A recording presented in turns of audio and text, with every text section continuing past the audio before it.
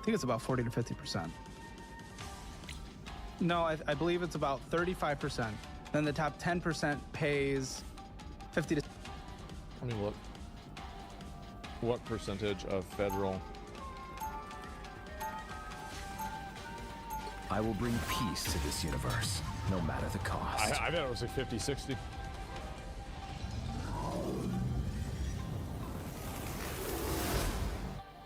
$38. Oh, I overshot. I overshot. A man who wishes to Okay, there you go. 38%. 60%, top 50% pays 99%. The bottom 50% of earners only pay 1%. Did you know we actually have the most progressive income tax system in the entire Western world? Did you know that? I did not. Oh, we do. Of course you didn't know that. Why know anything? Why do you hide before having an opinion? of What the darkness? fuck is wrong with you? I play the role I must to prevail. You're probably a raised taxes person, aren't you? The But battle you didn't even starts in know that we have the 5, most progressive income tax in the entire Western 3, world? 2, 1. You think know that you think the top 1% pays securing the 0%? missionary. Okay, but that's actually just not true according to IRS data. I mean, comparatively. No. That is the percentages. Compared to what? Compared to the bottom 50%? No, compared to the bottom 50%. Bottom 50% only pays 1%. It's a lot more than what? Then they should? Yes. The bottom 50% shouldn't pay 1%? It's something like... That's interesting. You said She can't even make this argument. You could say that the bottom 50% are taxed in a lot of other regular, like, unmitigated ways. Things like sales tax, because more of people's money that they spend is spent on consumer goods that are applied to sales tax. Like, you haven't... She doesn't even know how to... Oh, my God. Which isn't... I mean, Caleb's right, but she can't even try to argue against this. yeah, because you know the social programs that you love and you beg for that the entire European Union does. You know how they pay for it? They pay for it with a VAT tax. You know what a VAT tax is? Value added. Oh, wow. So you don't even know how they pay for the social programs that you're begging for. That's what you're saying. But what's a VAT tax? Behind us! This is pathetic. It's a national sales tax. So, I love these videos because you know what's really funny? Every single one of these videos that's made brings us farther away from democracy where we belong. Every single one of these videos. These people vote, by the way. Oh, she's definitely a voter. Oh, she's 100% a voter. Think about how how many crystals do you think this girl owns? oh, overall, that is the less progressive tax than we have anywhere here.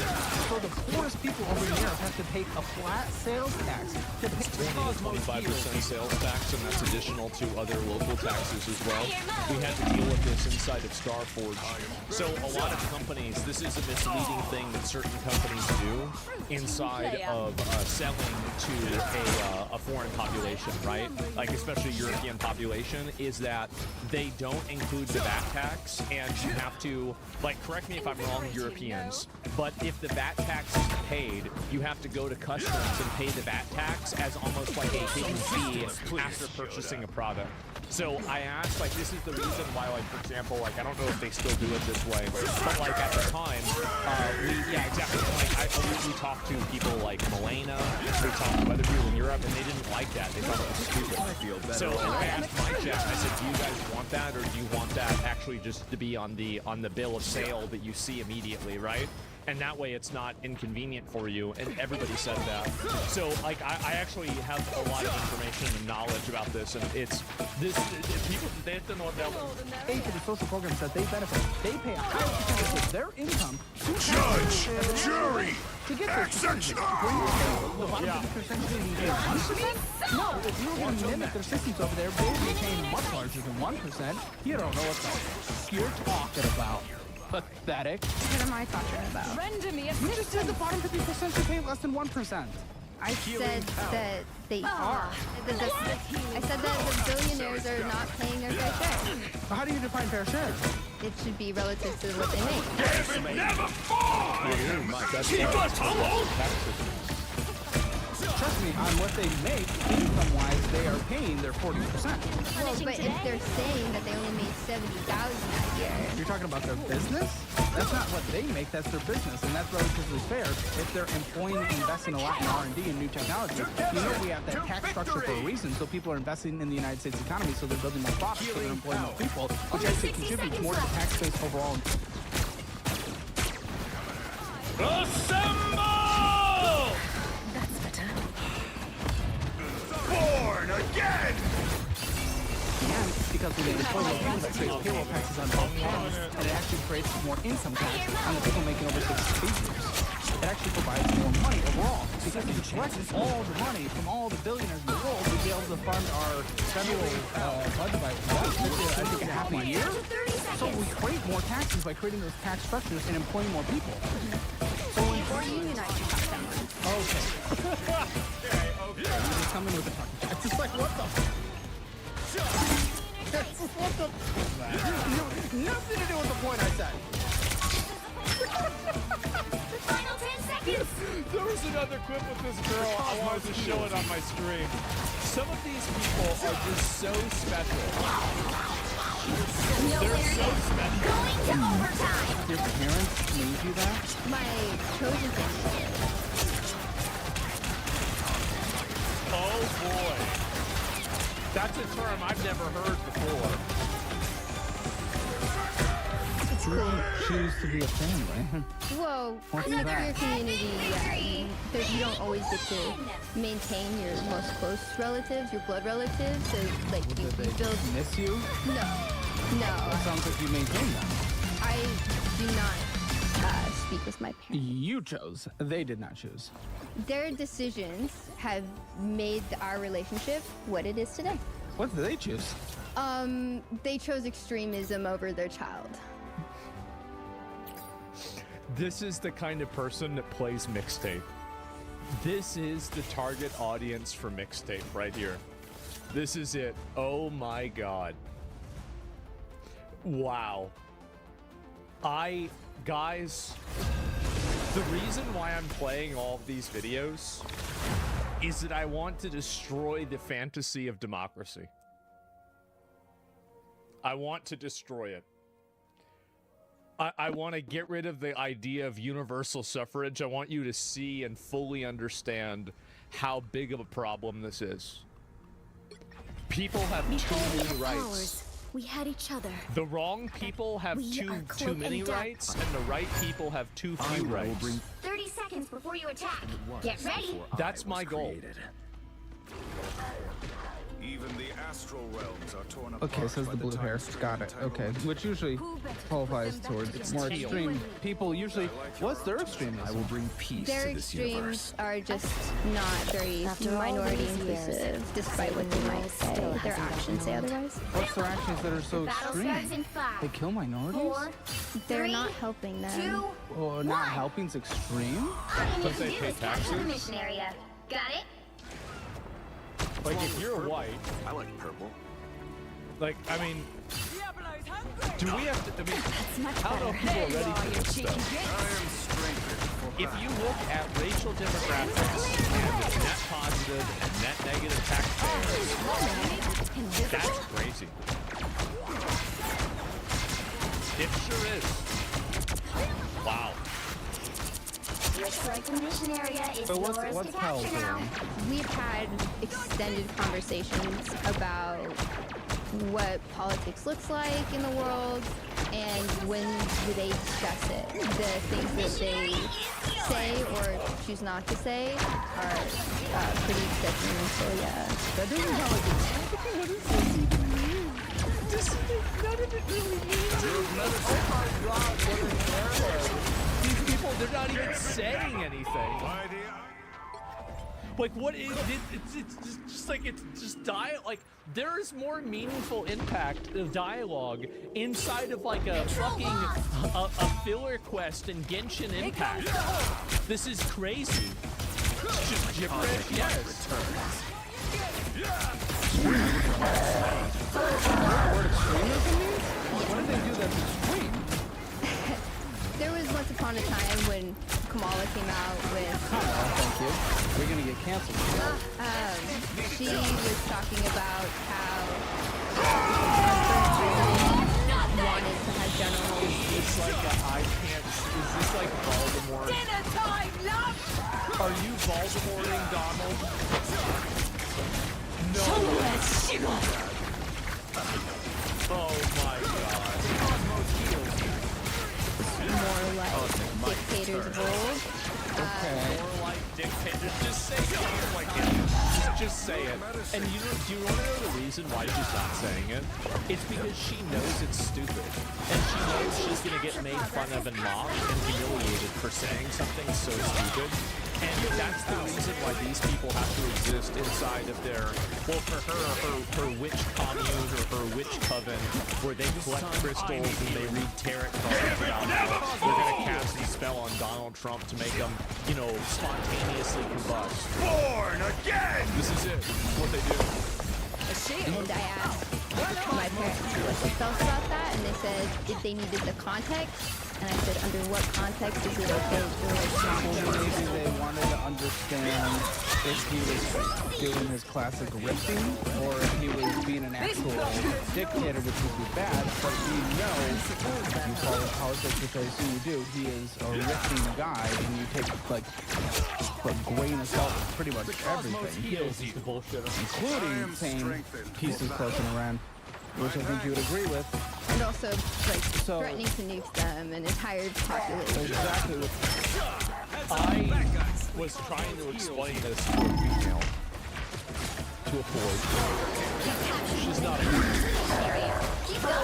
sometimes I need healing. And I was trying to explain the straight up. I unleash the Vishanti's power. Didn't even know what the fuck it was.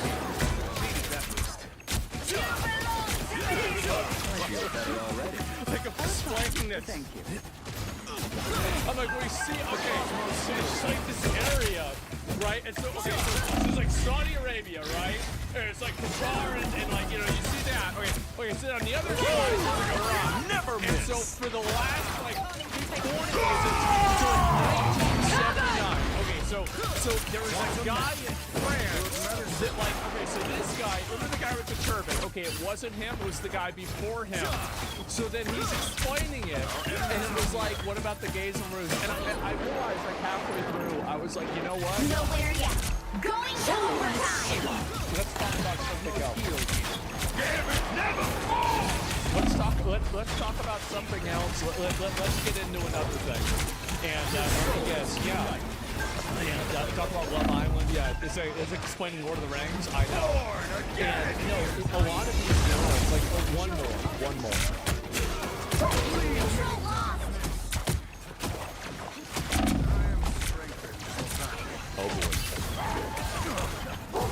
Oh boy. There's still so much to do. My girlfriend lives there, and she didn't want to come to America. Also, Could didn't she want to live come here. to America? Well, she has a visa. I mean, she's here. She has a visa, but Didn't want to come to America. Nowhere Doesn't have yet. visa, but she does Going have to overtime. she's on the green card, and she doesn't want to get citizenship. But I've always wanted, because America sucks, and she doesn't like America. Okay. I love seeing a 500-pound white woman talk about how bad America is. I love seeing that. It's exactly what I've been waiting for. She's Well, actually you can't about expect to win 'em all. 380 pounds, assuming that she's average. I can trust me. I can tell. That's why everyone tries to move here. That's interesting. When does America suck? Well, one, we're gay, so like everything that's going on with like America's possibly- very gay. It's not heading in that direction, Caleb. It's not heading in the direction of being gay. Yeah, it is. Like being gay, like I think that nobody cares about being gay. Like I really think this. Like nobody actually cares about this. They don't want to have it in kids' movies. They don't want to have gay parades where there's like naked dudes running around. Yeah, sure. But like I don't think anybody cares. Like nobody gives a shit anymore. It's not 1995. Like what are we even talking about anymore? Very It's not. gay? Well, like with gay like being okay, like we're kind of going more into like laws that, especially like against the trans Against community, You're and not then trans. also Against the trans community? Like what law? Like you can't go into a woman's bathroom if you're a man? no, but I mean it's a part of our community, the LGBTQ community. We have to remember the trans people too. No, sure, but it's not really going anti-gay. Things have only gone better for Well, gay. it's getting In fact, close to being overturned. So. typically, even with trans things, despite what rhetoric you might see, because grass is always greener, typically the United States is on the forefront of progressive values. It's don't know been about that. European countries that banned beta blockers and other surgeries and anything for people Yeah. underage, where you can still get that in the United States. I don't know about that. Yeah. State to Yeah. state. We tend to be on the more progressive, hey, fuck it, do whatever you want side of I'm things. not moving to Europe. We know you're not moving. We can see that. Give me a second, I gotta use the bathroom. Oh my god. It's just crazy, guys. It really is. Alright. Oh, shit. Okay. I've been considering increasing how often I take a shower to like once, like every other week. I did a test at the beginning of the year and I took a shower or I took a bath every single day of the entire month except for 2 days because the water was frozen. And nobody noticed and nobody cared. It never changed anything. That's it. Nobody had any idea it even happened. That's crazy, right? Well, the other day, actually, I went out, I did some yard work. I literally just went out to my fucking front yard after my show with a fucking machete. And I just cut up a tree branch. And some of it took a while to do. And I had to put that shit away. The bullshit? What do you mean? It took 10, 15? Nah, it took like probably 15, 20 minutes, something like that. Yard work every time? Yeah. No one around you noticed? No, my neighbors, nobody was outside. I just went and did it. Anyway, all right, let me continue. Be on the more progressive, hey, fuck it, do whatever you want side of I'm not things. moving to Europe. Yeah. Well, exactly. I'm just Mexico's saying. like getting more progressive, whereas we're Getting kind of more going progressive. back. And how does very traditionally Catholic Mexico think of trans people? Well, even though like sometimes The there right are people heroes that have can make religious all the views, difference. they're not like quite as like here we have the conservatives, which since they're more prominent, I feel like they're kind of ruining They're more America. prominent. Well, they won the last election. Yeah. Will they win the midterms? Typically not. People Probably that usually not. are the No. sitting majority don't usually win in the midterms. Trump hasn't brought home the bacon. He hasn't brought home the bacon. He hasn't done the things that I will people bring voted peace for to him to this do. universe, He's brought no home matter the some cost. bacon, but I wanted the whole pack.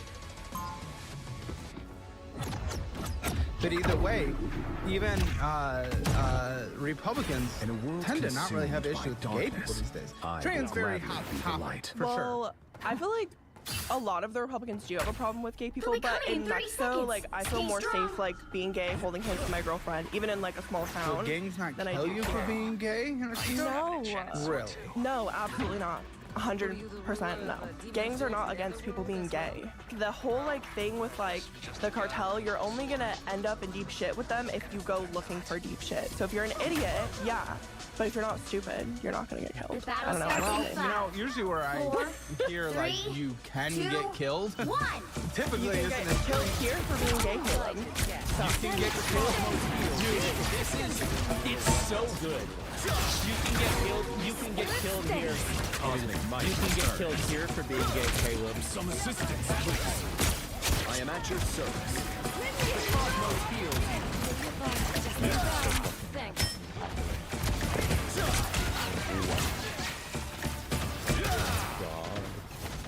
How often is that happens? Happens. Very often? Please tell me. Give me a recent case. Well, there's the Sam Nordquist that happened in the last year, and then there's also a trans woman who was killed recently here, but I haven't done like a bunch of research. But she killed because she's trans, or she killed because she died? You died.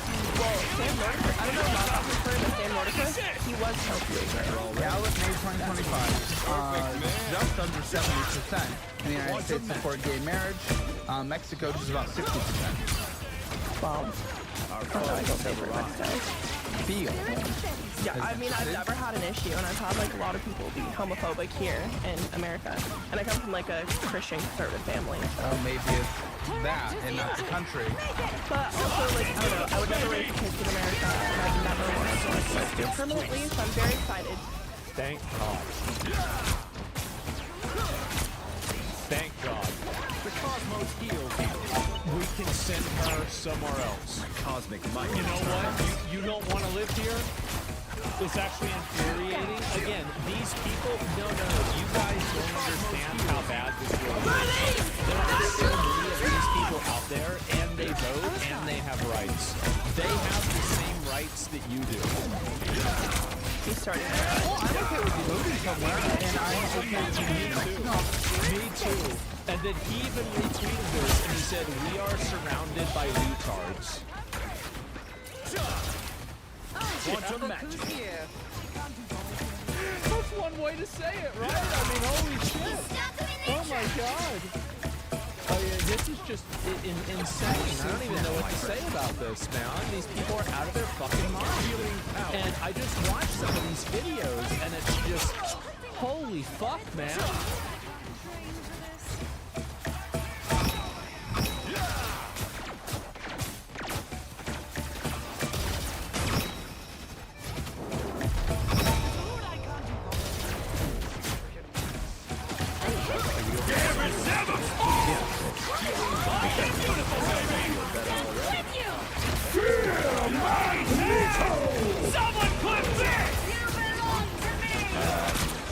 That remains to be seen, but very much so far. It's eroded a lot of Trump's base support for him, and much of his base was not thrilled about it.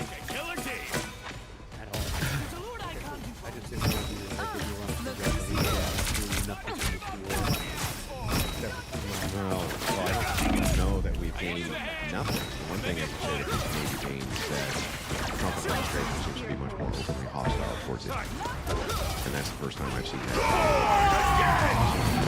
Maybe there's some gain there.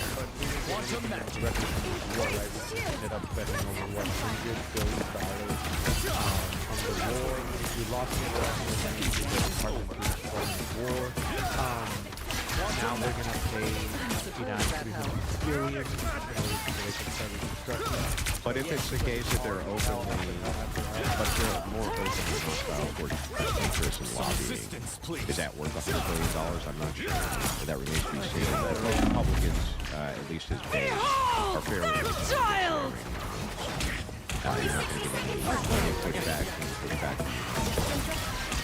Oh, no, yeah. Money, depending on the So then,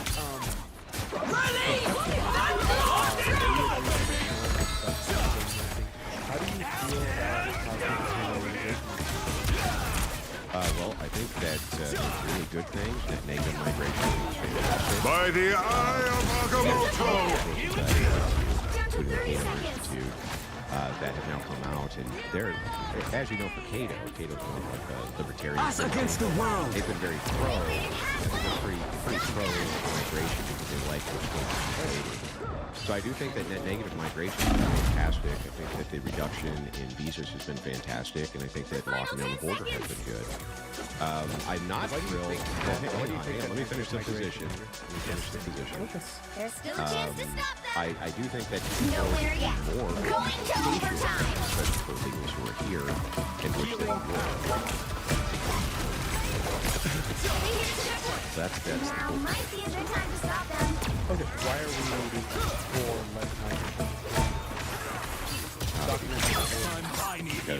because people don't like mass migration, and people's in a democracy, people's preferences are what's adhered to.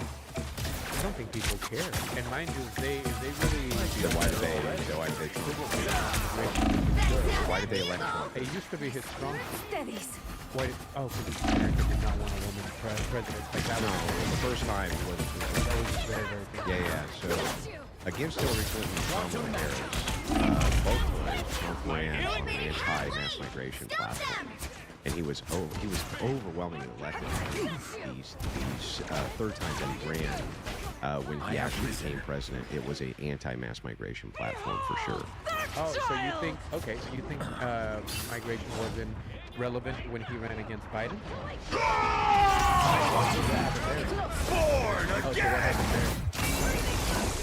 And that was because Trump was handling COVID-19. You are safe now, my friend. Want second chances? That doesn't seem to be the case. The mass migration aspect of it, in fact, is probably what cost Biden that second election, even though Kamala Harris was taking his spot, was that he was very soft on mass migration. That's likely actually what cost the edge to the Democrats.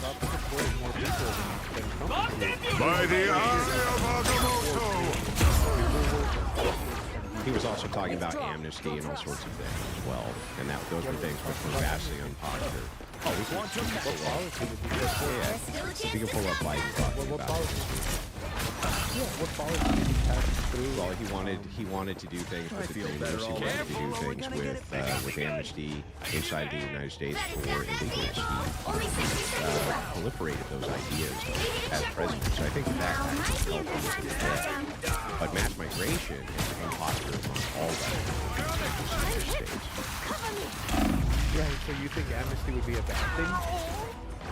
Yeah. Why? Because people don't. Who's people? That would be Why don't we leave it up to a vote then? Like, We do. why don't We actually vote on it? well, we do. We vote on Like on politicians. amnesty. We vote on politicians Right. But why are you personally against amnesty? because I don't like it. It's now or never. Well, I know you don't like it, but I mean, why? Do you like pepperoni on your pizza? Us against the world!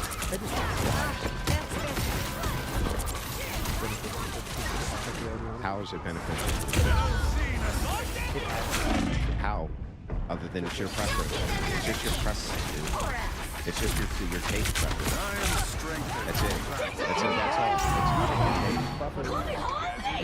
Yes. Then, okay, then give me a ground why it is that pepperoni no one's cracker. Everybody likes pepperoni on pizza. Okay, literally pizza with any toppings are good. So if it's an appeal to popularity, then people don't want mass migration. Can you do that? A Because again, disappearance. Yes, people because Trump wasn't don't approve of Trump's elected. handling of immigration, right? That's because they wanted him to deport more people. They want more people. Yes, Because of yes. the way they're handling, and because people are losing their lives, both immigrants and U.S. citizens alike, right? I'm much better now. No, that's not And what he's they're done nothing to address. He's done nothing to actually address immigration. Yes, he has. By the eye of Agamotto! The policy that he has to when it comes to immigration. Okay, let's start with official Trump policy when it comes to visa issuance and migration, which led to negative immigration in the United States. You want to start with those policies? I'll pay you for it. Guys, you hit a replay, all the wonderful things, and send you guys happy. And if you love Okay, so the Trump administration has reduced legal immigrants through a series of sweeping executive actions, causing the issuance of 75 countries to combat all sorts of different concerns. And he also instituted a policy which requires $100,000 each on H-1B visa application. that is actually different, but it's That's true. I'm not disputing that that's not true, but it still led to a negative immigration policy. And if that is what we want. Nowhere yet. Going to overtime. The 75-country visa clause is legit. Yes, but when it was a thing, they insisted with the net negative migration policy. That's my point. Yeah, and why are we against illegal ways of coming into this country? Because people don't want mass migration in their country. The approval ratings don't get anything. Then why did he get elected, dude? Because people in this country were not ready for a woman president. It's been proven I because see. the only people Prove that it. Trump has beat is Prove it. other women. Prove it. Prove that it's because that was a woman only. Go ahead. Oh yeah, why do you think 90 what was it? 90 million people did vote. Why do you think the Those are rhetoric that was used questions. to I attack want you to her- prove it. that what? That people Pick your did hero. People didn't vote Yeah, look for at only the because she's rhetoric I'm that not was judging. used. Look at the rhetoric that was used, and look at the people that he's Those aren't beaten. proofs, dude. The one time he Those ran aren't against proofs. another man, he lost. Those aren't proofs. You need to prove the claim. Prove the claim that Trump only lost because people weren't going to vote for a woman. Oh yeah, the only times that he's won is when he That's not literally ran proof. against women. That's a terrible correlate. Terrible correlate. First of all, there hasn't been that many women who have ever gotten the nomination who were running on the Democrat ticket. I may It be happens to be the powered case by that Trump went up chaos, against but two I'm of them. trying to bring It's a bit rare of thing as it order is, to the but you universe. can't demonstrate that it's because they're women. You're just making that absurd claim. How do you make the claim, by the way? The only reason That that 30 seconds Trump before you attack. Get won is ready. because it's against a woman, but it had nothing to do with mass migration, the platform that he was running on. You have zero proof for your Cool. position. So we didn't have a mass migration problem when he ran against Biden. see you too, Remy. Yes, of course. Gambit fully Then how did charged he and lose ready to explode. against Biden? Because of the mishandling If of the immigration issue was still COVID-19. there. Because of COVID-19. I already I went thought the over Battle that. starts in Republicans liked. 5, I thought the Republicans 4, liked how he handled 3, COVID. No, 2, they hated it. What do you 1. mean? Oh, All you have to do is catch Yes, the I mission was area. not a fan Got of it? the Trump stimulus acts, and I was not a The fan barriers of the between lockdowns. dimensions are And what breaking happened down. was it It's up to destroyed us to all the economic progress that Trump had made. And that's what cost him the election. If the economy had still been, the Democrats themselves in their own strategies, including James Harbaugh said, if Trump's economy had continued, he would have beaten Biden. Overwhelming. His economy did because C-19 got the economy down. Pretty simple. Looks like So the then, mission area is if yours. this time around, if immigration wasn't an important thing, sorry, if immigration was an important thing for him, why did he have to call up his unis and literally shut down the Langford bill? If he really wanted to fix anything to do with the border, why did we not let the Langford What was bill? attached? What was attached to the bill? Was it a clean bill? It had bipartisan approval. Was it a clean bill? Yeah, pretty sure it was. Prove it. It was bipartisan. That bipartisan doesn't mean it's a clean bill. Bipartisan just means both parties are approving. Why would he call up and have that not be passed? If his main priority was the border. Because there could be other things which are attached to the bill that he considers non-priorities. That's because it's not a clean bill. It was its own bill, it's a standalone bill. What was negative about it? The That's what I'm asking. I'm asking you if it's a clean bill. Oh, yeah, we can pull up everything that was in Your it. team's capture progress has passed the halfway point. So, the bill itself, let's see, here's the main concept, right? The bill is to stop immigration chaos. Now, and in the future, if you're it would be no amnesty period, point period, no free work permits handed out at the border, no more 10-year wait for an asylum claim. It added construction to the wall. It had an aid package attached to it. I got it right here. Foreign aid. It had foreign aid. It had a foreign aid package. Asylum officers for faster hearings And it had a foreign aid package more than attached to it. 650 million capitalized, capitalized the border wall. Yeah, I know what's in it. But this is what I'm saying about clean bill. It had a foreign aid package. The border bill was originally tied to foreign aid. Trump and his supporters argued that this prioritized international borders over U.S. southern borders. So no, it wasn't. It wasn't a clean bill. Except we have Republican I won't make the same mistakes again. people from Congress saying that the only reason that bill did Hang on. not Can make it me through and the was host because can me and the Trump host finish our was argument, the one ma'am? that Oh, asked sorry. This is Jen is the co-host here. Yeah. I'm sorry. Can me and the host finish our argument, please? So it's not a 2v1. You wouldn't want to be unfair. There is no reason to be Not unfair. afraid It's of my not. In an magic. open panel. I mean, it sure seems I was unfair. just gonna Seems like you're say- bringing I was somebody in to just help gonna you say- because you're getting your So clock I was cleaned. just gonna say a point Oh, she's the co-host. that you're actually trying to get away and 30 trying to make seconds it before you seem attack. like, I mean, unless Get you can ready. handle it, you know? But you're trying to make it seem like it was you have a because of the problem with other me? I foreign should aid, but know that's why they turned it down. That's not why they turned it down. That bill had bipartisan support, and we have Republicans Whatever on your record Wanda saying Maximoff that the did, only reason why that they blood is actually not ended up on voting my against it was hands. because Donald And yet Trump there you are, called bathed in red. Battle Johnson. starts in 5. Right? Was it Johnson? Yeah, this is all Three, hearsay. two, one. Excuse me, it's not hearsay. All you It's need to do hearsay. is capture It's the coming out of mission their area. mouth. Got it? That's You want us to exactly play what the hearsay. That's what Do hearsay you is. want us to do the video of them recording of actually saying hearsay? that? You want to do the video of A Trump recording actually of owning hearsay? up to him saying, yeah, it's my fault. Which would you like?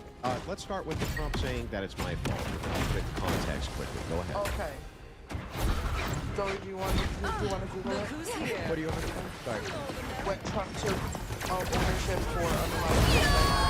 Just to clarify what it Yes, it is. It's when somebody says, I heard this from somebody else and then tells you this. That's hearsay. what was said.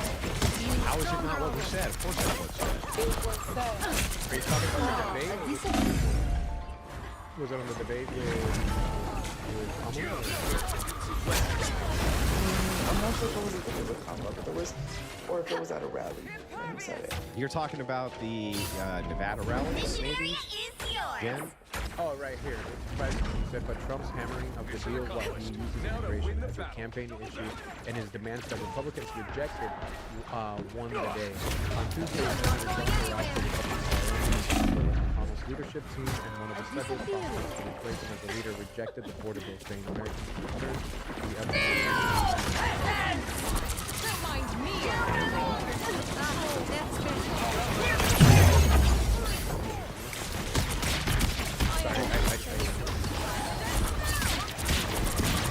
Blame it on me. Here's what Jack said. As leader of our party, there is zero chance I'll support this horrible open borders betrayal of America. I'll fight it all the way. I am ready to put on a show. Respectfully, they're blaming it on me. I say that's okay. Please.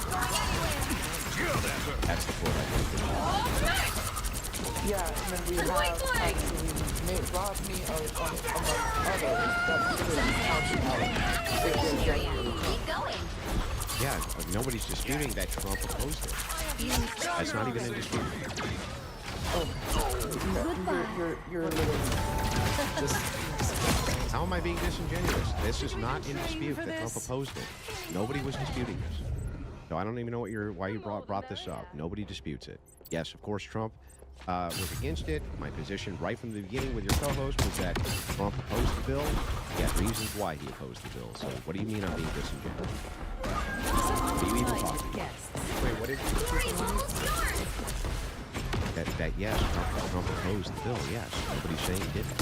Okay, but the question was, if he cared so much about the border, why would he oppose that bill when it had to be addressed? Because it had aid packaging attached to it. I just told you.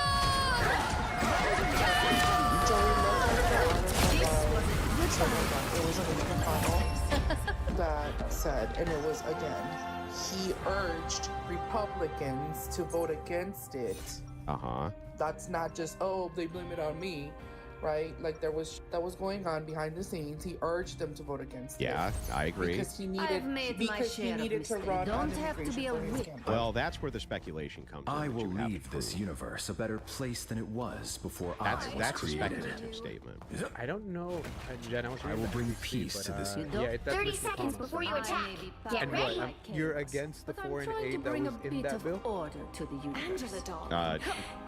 If you really wanted to have an actual bill like this that was set up, you would set it up absent a foreign aid package and then have it voted on its own merits. Otherwise, you have. This is the problem with all sorts of bills. They call earmarks or aid packages spending, all sorts of things. The battle So yes, starts I in think that, 5. you know, maybe if they had a clean bill, you might have had different results. 1. Okay, again, it All has you need to do is capture the mission That area. doesn't Got it? matter. Doesn't matter. Immigration is such a big deal, and it had bipartisan approval. Why would he throw up like a fit over it? and literally call him up and tell him to kill the bill. Because he didn't want a $95 billion earmark attached to it. I just told you. Okay, why do you think he cares about spending money on aid? I require some aid. I feel better already. Transformation area is So this was before. This is before Iran. I know it is, but you're saying that he was concerned about 60, 78. You're saying he was concerned about $89 billion. He's giving you $300 billion. You really think he's concerned about that? Or was it because it was a bipartisan? This is that was going to lose him the election. Yeah, this is post-hoc. You can't make a comparison to the Iranian war, which happened after. To say that Trump and the Republicans... You're saying that he didn't care. Let me state the position. Take the lead to get back. Some cosmic might You can't do some sort of post-hoc thing. Like, well, but later on he sent money for this other thing I don't agree with. That has no basis whatsoever on why it is that Trump has offered to this bill. And there was things in the bill that he didn't like either. That didn't address some of the things that he wanted. So he was pretty clear. And by the way, when it comes to mass migration to the United States, my position of why we want to begin with, we do have negative migration, and that is a thing that people wanted. They wanted more people leaving than coming. Good. Migration was on what's called the downward trend as it is. Yeah, but when you begin to rescind visas, it's fantastic. That assists in a big way along with walking down the border. That assists in a big way. Again, you're against legal ways of coming into this country. Cosmic might returns. Well, yeah, sure. What's wrong with that? So then what's literally that? Why are we preventing people from coming to the country? Because the domestic population doesn't want them here. I am ready to put on a The show. domestic population doesn't want them. Yes, exactly. Migration is one of the top concerns of all Western nations right next to their economy. It's always in the top 5. Mass migration is always in the top 5. Yes, it's down because of the Iran war. No, on immigration. And again, it used to be his strongest and it's where Trump was immigration is how he was handling the various ICE riots that were going on. People thought that Trump chickened out when he sent troops to the federal building, and then he removed them. They felt like he was outmaneuvered by Democrats, and his base was real upset about it. So yeah, there's people ratings did go down. But what his approval ratings aren't going down on is whether or not his migration is good or not. MAGA loves that. MAGA loves the fact that there's less migration. He's the president of the United States of America. He's the president of this man, right? So his approval ratings don't come out from the MAGA school. Yeah, I agree. You're going to have your base most of the people who usually usher you in office. Those people definitely wanted to have net negative migration. And when it comes to Western nations, all Western nations, mass migration is 100% unpopular. You look at the UK right now, right? It's over it. Due to mass migration. You can see it in Ireland as well. They're upset about it. You can see it in Scotland. You can see it. I mean, you see it everywhere. It's a very vastly unpopular position. People don't like mass migration. That's not the case. It is the case here. It's literally the case here. So I want to go back and fact check something.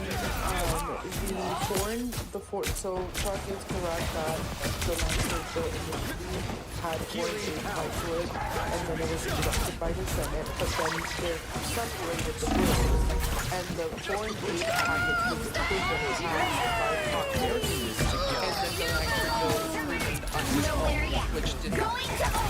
So just so you know. So 95 is the whole foreign aid. That's why they turned it down.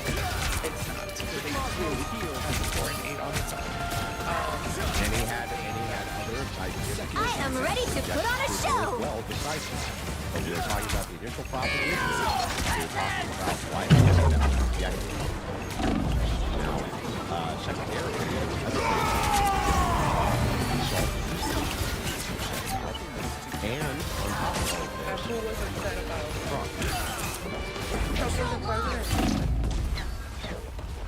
Oh, I'm sorry. Are you saying that Biden didn't pass the Langford bill? Why is Trump? Hang on. I just want to make sure I got this right. Are you saying that Biden? Are you saying that Biden didn't pass the bill? I just want to make sure I got this right. When they are not in office. Are you saying that? Is the question? Hang on. Why is a past president Lady. Okay, you're not going to get away from the question. No, I want you to answer this You're question. going to after you answer mine. Why is a past After president? you answer mine. Why is a past president lobbying and telling Republicans to not pass a bill because he doesn't agree with it when he's not in office anymore? Did you just? I just want to make sure we're clear on this. Are you saying that Biden was the one who killed the Langford bill? No, I didn't say Biden. You didn't say Biden. I didn't say Biden. Okay, so then when you say President Trump's not president anymore, then who's president? Biden. Okay, then I'm actually confused about your position here. You said, I asked you, because you said that there was things that he didn't like about it, and I said who, and you said Trump. I said, so why is Trump lobbying in Congress when he's not the president, right, the sitting president? Why is he lobbying to Republicans in Congress, telling them what to do when he's not even a president, like a sitting president?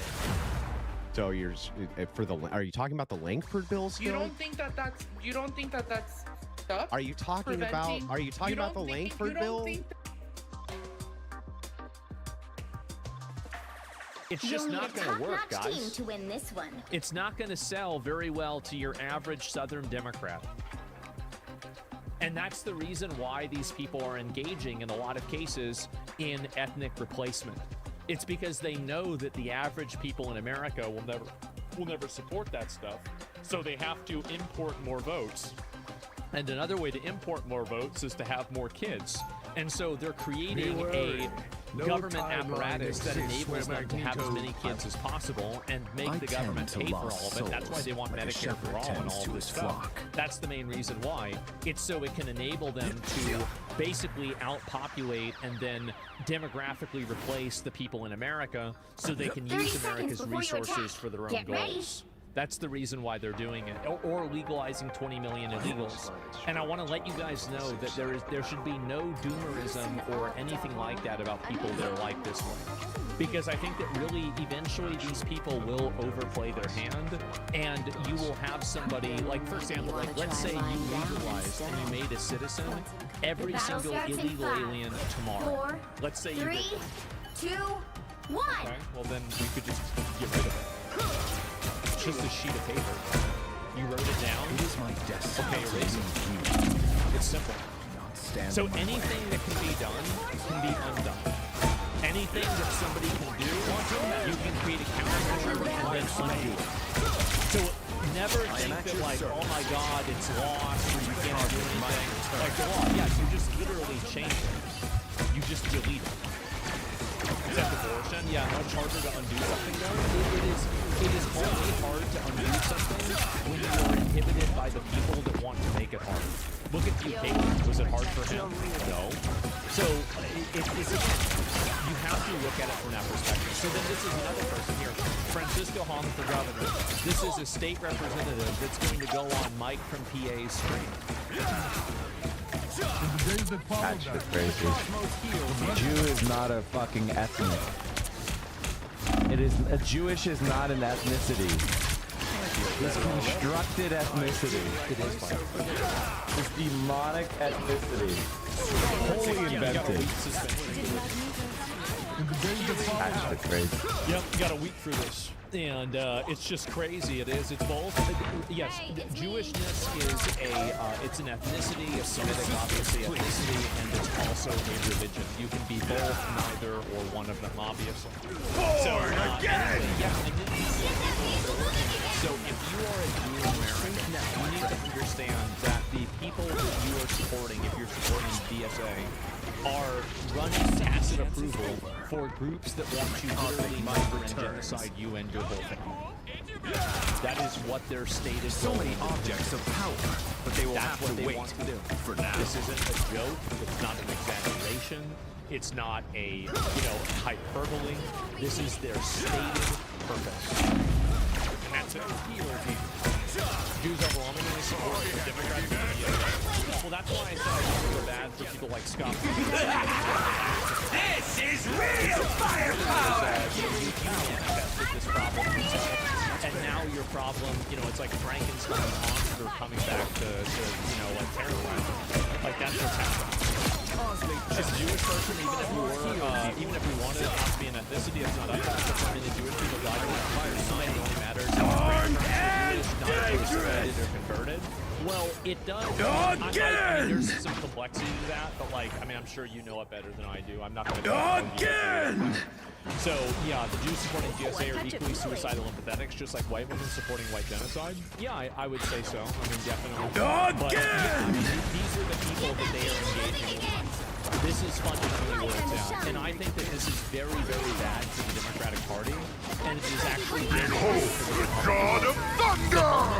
You can play clips of people who are like him saying this stuff, and then you can show that you have actual candidates running with these people, saying that Jews are a demonic ethnicity, that you support Hezbollah, stuff like that. This will immediately, instantaneously poison the well for millions and millions and millions of Americans. So I think that the end result of this is that the DNC will successfully cannibalize the DSA, the Democratic Socialist America, will successfully cannibalize the Democratic Party. The Democratic Party has no defense against this. They have no defense against this. They can't stop this from happening. So the DSA will just continue doing it more and more and more. You know what I think? The vehicle reached a checkpoint. Keep up the momentum. That's what I think. I think that's exactly what they deserve. My time to shine. They can't defend it because they stand for nothing. Well, they're oppositional.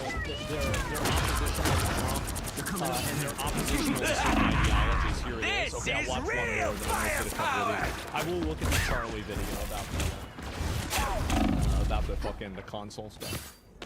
DNC chants, "You're next," to Democrat leader Hakeem Jeffries at their victory party. An appeaser is one who feeds a crocodile, hoping it will eat them last. Get that vehicle moving again.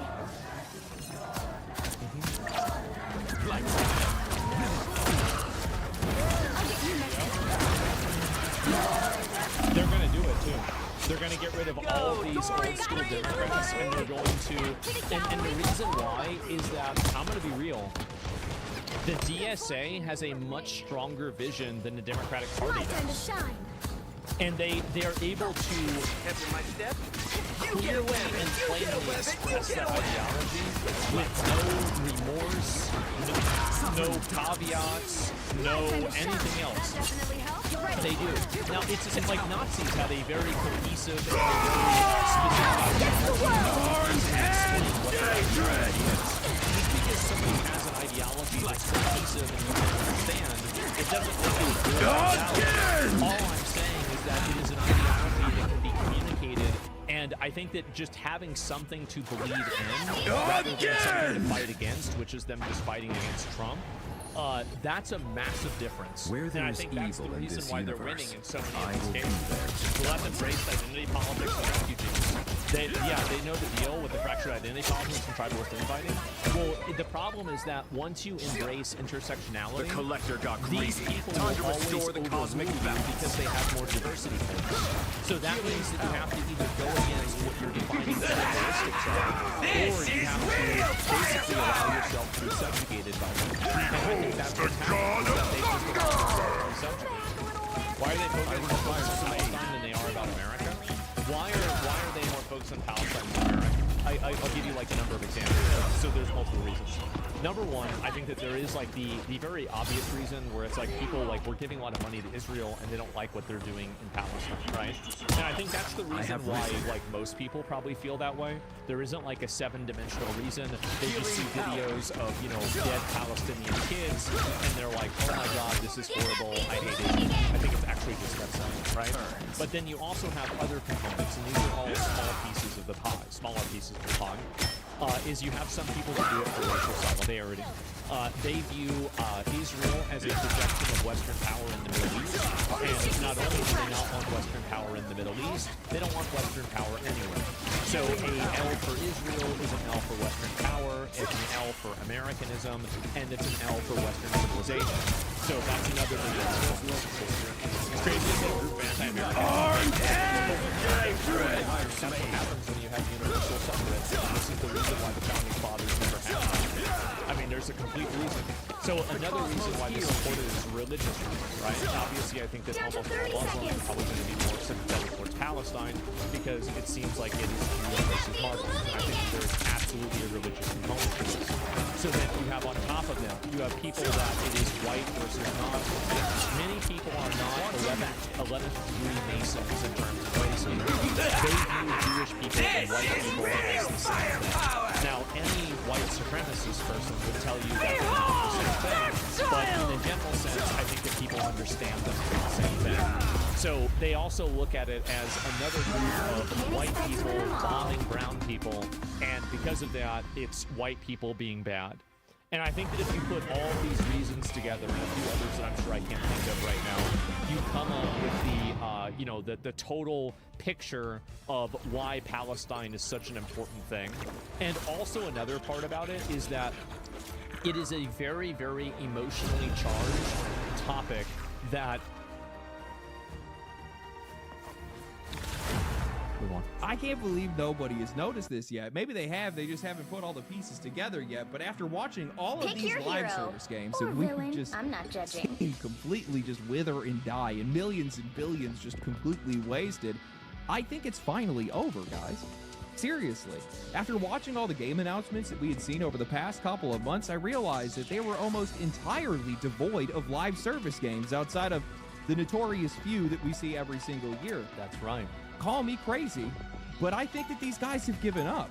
Not all of it, obviously. I mean, there's still plenty of live service games that are out today that are still doing just fine. They're great live service games that you could be playing. Many of you guys are probably playing right now, and we're going to be talking about some of those to be able to contrast the good with the bad. But the live service, the version of live service that these guys have been trying to chase over the past 10 years, 30 seconds the before you idea attack. that every Get single ready. player is going to be a cash register and these guys are only one battle pass away from printing money, I think that that is dead. It's done. It's gone and buried at this point.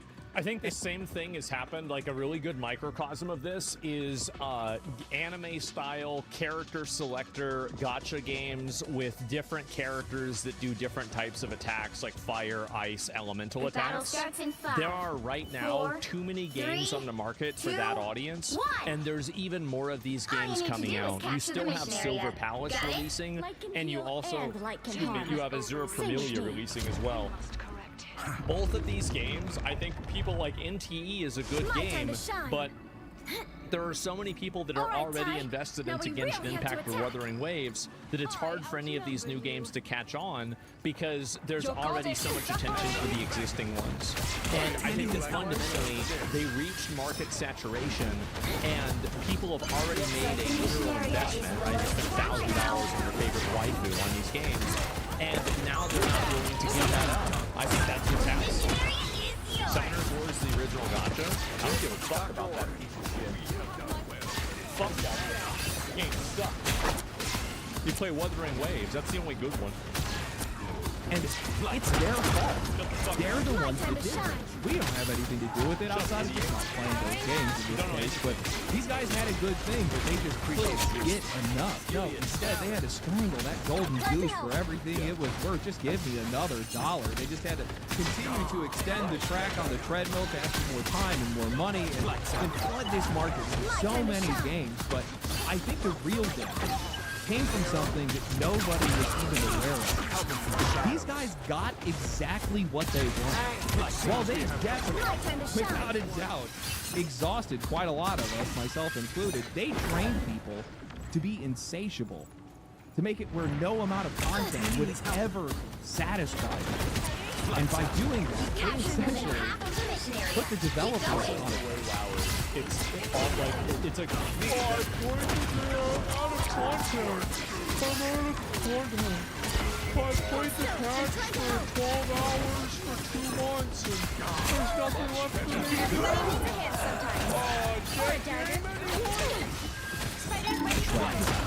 And now this entire industry is getting skinned. We've seen a massive resurgence and focus in single-player games, stuff like Crimson Desert, Resident Evil 9, Pragmata. Hell, even Rockstar is out here having the confidence to invest over $1 billion into what is still at its core a single-player game with Grand Theft Auto 6. So imagine my surprise when I hop online and I find out that after going 1-12 with live service games, having the most high-profile live service failure in history and shutting down Destiny 2, PlayStation has somehow confirmed that they plan to revitalize the market with more live service games because they believe that they are... Guys, okay, alright, so I know the last 12 have failed, but let me tell you something about number 13 here, alright? This is gonna totally change it. ...are the future. And I thought that my first reaction would be, how have you not learned your lesson yet? But honestly, it just felt tone deaf because we just don't really hear that much about live service anymore. Not like we used to. It's kind of just become an afterthought, which got me thinking. I think the live service, the massive, just rush for live service was also because of COVID. I think COVID being this big thing where now, oh my god, everybody's inside, that's when live service really popped off because you had a much larger activatable market. Now, I think that the market's much more stabilized and you don't have that happening anymore. Live service is in a really weird place right now. Yeah. Nearly every single live service game that comes to market either dies immediately or gets filtered down to a modest audience. Entrenched live service games that we once thought were invincible are now starting to lose their players. Some games have remained unchanged, and then somehow at the exact same time, we have Destiny 2 that just fell out of active development, but it's also reaching the healthiest place that it's been in for almost 2 years. And that brought me to a realization. The version of live service, the version of a successful live service game that we want is still very much alive. The version the industry is the live service game. That's live service done right. That's live service. It's effectively dead.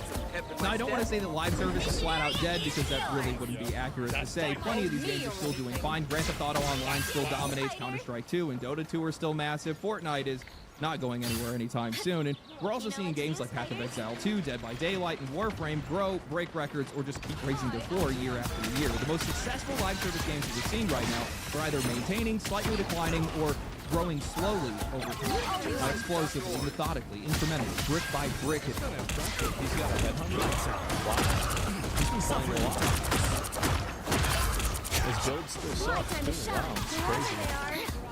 In most cases. But the one thing that almost all these games also have in common is time. If you guys actually go down the list of the biggest live service games that are out right now, nearly every single one of them came out between 2012 and 2017. With only really a few outliers. Path of Exile 2 being one of them, but that's really just an extension of the previous game, which is still killing it even today. The ones that came out after that, for the most part, man, it is just crazy. I took the time to really look into this, and honestly, man, I think the numbers would shock me.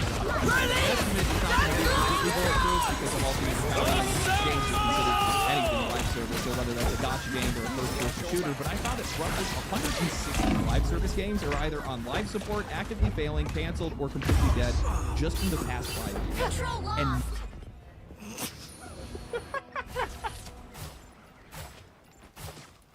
all of your waifus into the void. Most of them are dead. It's too bad. We're talking about billions of dollars being lit on fire. Most of these games weren't even high-profile failures. Hell, most of you guys didn't even know what half of these games even were. Some Spellcaster, some Quantic Dream, Last Flag, some bands Imagine Dragons for whatever reason. Wildgate got shut down the other day, and I had never even heard of it. But yeah, it's going to be easy to point out some of the individual problems with each one of these games. Bad concept, terrible character design, whatever it might be. Some of that stuff is all worth pointing out when it is, but Part of this is honestly just saturation. Over 19,000 games released on Steam alone. It's not exactly surprising that some of these games just flat out disappear. In 2025, here's another big component. I mean, I apologize. Us against the world. Born again. I have a really hard time keeping up with live service games because whenever I'm playing one and I come back, like for example with Where Winds Meet, like I was playing that game until 4 in the morning last night and I'm still not capped out and ready to do all the bosses yet. I've been playing it like crazy and I still haven't finished it. So what happens is that, like, you know, in Apex, let's say, or Fortnite, or Marvel Rivals, you get pretty good at the game, right? You get plat or diamond or something, right? You're doing pretty well, you're confident in the game, and then you take a break for 6 months and you come back and now your skill level is bronze and silver again. So you're always like basically retreading the same ground over and over and over, and you're in like this constant basically feedback loop or conveyor belt of content that you just engage in for as however long as you want, and then you eventually finish it and then you go back to doing what you're doing instead. Whereas I think that like a single player game, like I'm almost done with the Adventures of Elliot. Like this is like I'm at there's like the last super boss, and then there's like a boss rush thing of like 12 players you have to fight in a row. I'm gonna beat that, but I haven't beat it because it's really hard. And so I've done all that, and like there's a finality of that when I beat a video game, when I beat for example, I don't know, like I've got playing through Death Stranding as well. When I beat, I can't think of any other games that I've played recently. I don't know why I'm drawing the blank here. But when I complete these games, I feel good about myself, right? You beat Star Fox. Yeah, I beat Star Fox. It's over. The game's over. Resident Evil. Yeah, I beat Resident Evil 4. The game's over. I could go back and do the DLC or something, but like overall, I beat the game. And that is a fulfilling feeling. And I think that older people, and by older I mean people that are like in their 30s and over, there are a lot of these online like competitive games that I think that we used to all play whenever we were like younger guys or teenagers that now I think have been fundamentally changed by influencer culture, because influencer culture has created the sweat level that you would have in like Halo 2 or Halo 3, and it's dialed it up to like, you know, 10 times as much as it was. So everybody is playing these video games like their lives depend on it, because they do. These are people with no other skills. They have nothing else going in their life, and they have TTV in their name, and they want to stream snipe Shroud so everybody can see that they're actually really good at video games and they can get discovered. And everybody is playing their little fucking heart out, building Taj Mahals, Eiffel Towers, and fucking Empire State Buildings in Fortnite, hoping that they can become the next big popular person. That's it, the next ninja. And so video games and competitive games now have, I think, just fundamentally changed. Survey showed that 60% of players only buy 1 or 2 games a year, and only 14% actually buy once a month. That's 12 out of 19,000 games for the people that are buying the most games. That is like a 0.06% odds. You have better odds pulling a 5-star in a gacha game than you do getting somebody to play yours. And live service only makes that problem even worse, because these games aren't just fighting for a single sale, they're fighting for a routine, time, attention, habit. There's only so much of that to be able to go around, and every single new live service game that enters into the market is just lowering that ceiling for everybody else. This has always been my biggest criticism against PlayStation wanting to release 12 live service games in just 3 years, because even if those games were good, they would just end up cannibalizing all the other games that they release. So yes, saturation is definitely going to be part of it. There are just too many games, too many live service games, too many demands for people's time, and just not enough players and time to be able to go around to give everything a chance. But I don't think that's the whole story. There is something else driving this, and I just don't think that people have realized it yet. I mean, look at the 4 most popular live service games that have been released in the past couple of years. You got Helldivers 2, Marvel Rivals, Battlefield 6, and Arc Raiders. All of them found incredible success early on, and all of them lost 85% or more of their peak within 4 to 6 months. Now, I'm not saying that these games are bad or down and out. By the way, like, I mean, I hear this, and I'm thinking to myself, these games are massively successful. They did incredibly well. These video games are not going to be popular forever. Like, even an amazing game like PoE 2 is going to have lulls, right? It's going to have ups and downs. Like, that's the way it is. Like, you release a video game like this, it's popular for a while, and then people move on. Because Arc Raiders is the same gameplay loop over and over and over. It's dynamic, fun, and interesting, but fundamentally, if you do it for 500 hours, you're going to run out of things to do. And you've already seen that before. So that's the reason why people move past these games. Hell, I'm not even saying that the current numbers are necessarily bad, say for Battlefield 6 in this case. Those guys can pick that up, but it's really hard to ignore a drop-off this massive, especially when these games are supposed to be forever games and they're being made to be temporary almost immediately. I think what's happening is the player bases are lapping these developments. Demand is now outstripping supply, at least contextually. Kind of sounds absurd to say out loud because there's just tons of games to play. There's hundreds, if not thousands of hours of content, and I'll admit to you that I've been brushing it off every single time I hear anybody complain about how these games simply do not have enough to do. But when you zoom out, these games are getting absolutely devoured. They hit the market, dominate conversation for a few months, fall out of popularity, and then struggle to ever retain that first wave of attention. Great. Everybody says this is like some kind of like a bad thing. I think that's great. Like, the game was really popular for a long time, and people enjoyed it. You know, they played it for a few months. Everybody was having fun. They went through all of the content, and that was it. So you can still, like, you know what else was like that, by the way? Crimson Desert was like that. Everybody was posting every single day. Oh my God, if you stand on this thing and you hit this box, and then you go inside of here, there's a secret weapon, and there's a sword that actually is the same sword as every other sword. But, like, you can go and get it right now. Like, that was going on for months with Crimson Desert. So, really, I think that you don't need to make a game live service in order for a game to be really exciting and fun. And that was true with Elden Ring also. And there's a lot of causes here. Part of it is severe mismanagement. Arc Raiders not handling cheaters, Battlefield giving way too much attention to a battle royale, Marvel Rivals having algorithmic matchmaking issues, Helldivers 2 running into mismatched audience expectations and technical problems. Helldivers 2 killed its audience with the PlayStation Network thing. I mean, I think that they never really recovered from that. And like, it kind of just poisoned the well to where, like, even now, whenever they did a few really cool things, I don't think people are really that excited to go back to the game. Part of it is also just social media, YouTube, TikTok, Twitch, whatever else. Content creators have the time, and more importantly, have made it a career out of chewing through these things at an absurd rate. So all the content that you see makes you feel like you move on to the next thing, and suddenly the game feels old before most normal players are even done. Thought about this is it's kind of like a vicious cycle of like radicalization or like extremism, and it's not only like in a political sense. I mean, in like content creators play games and they get tired of them and then they move past them, which I think makes players more tired of them and moving past them as well. And so it accelerates the process of new games because content creators are playing them so often. I think the real issue is that these studios simply just cannot keep up with the appetite anymore. Most of the people that are playing these games are coming from already established live service games with years of content, years of habits, and years of chasing their carrot on a stick. Publishers have spent years extending that track more and more aggressively year over year, not only to keep those players locked in, but also to drain their wallets as much as they could, and it's created this inverse of this. The games have lost their quality to get the pace quicker, the monetization became too much to bear, and the players got exhausted and started leaving. But the audience that stayed had its appetite. Even some of the players that have left just the same.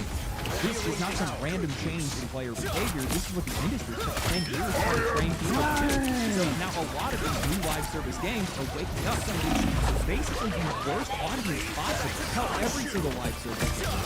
All these audiences are trained to expect endless content, endless rewards, endless updates, and endless... You know why? Because they keep having endless fucking...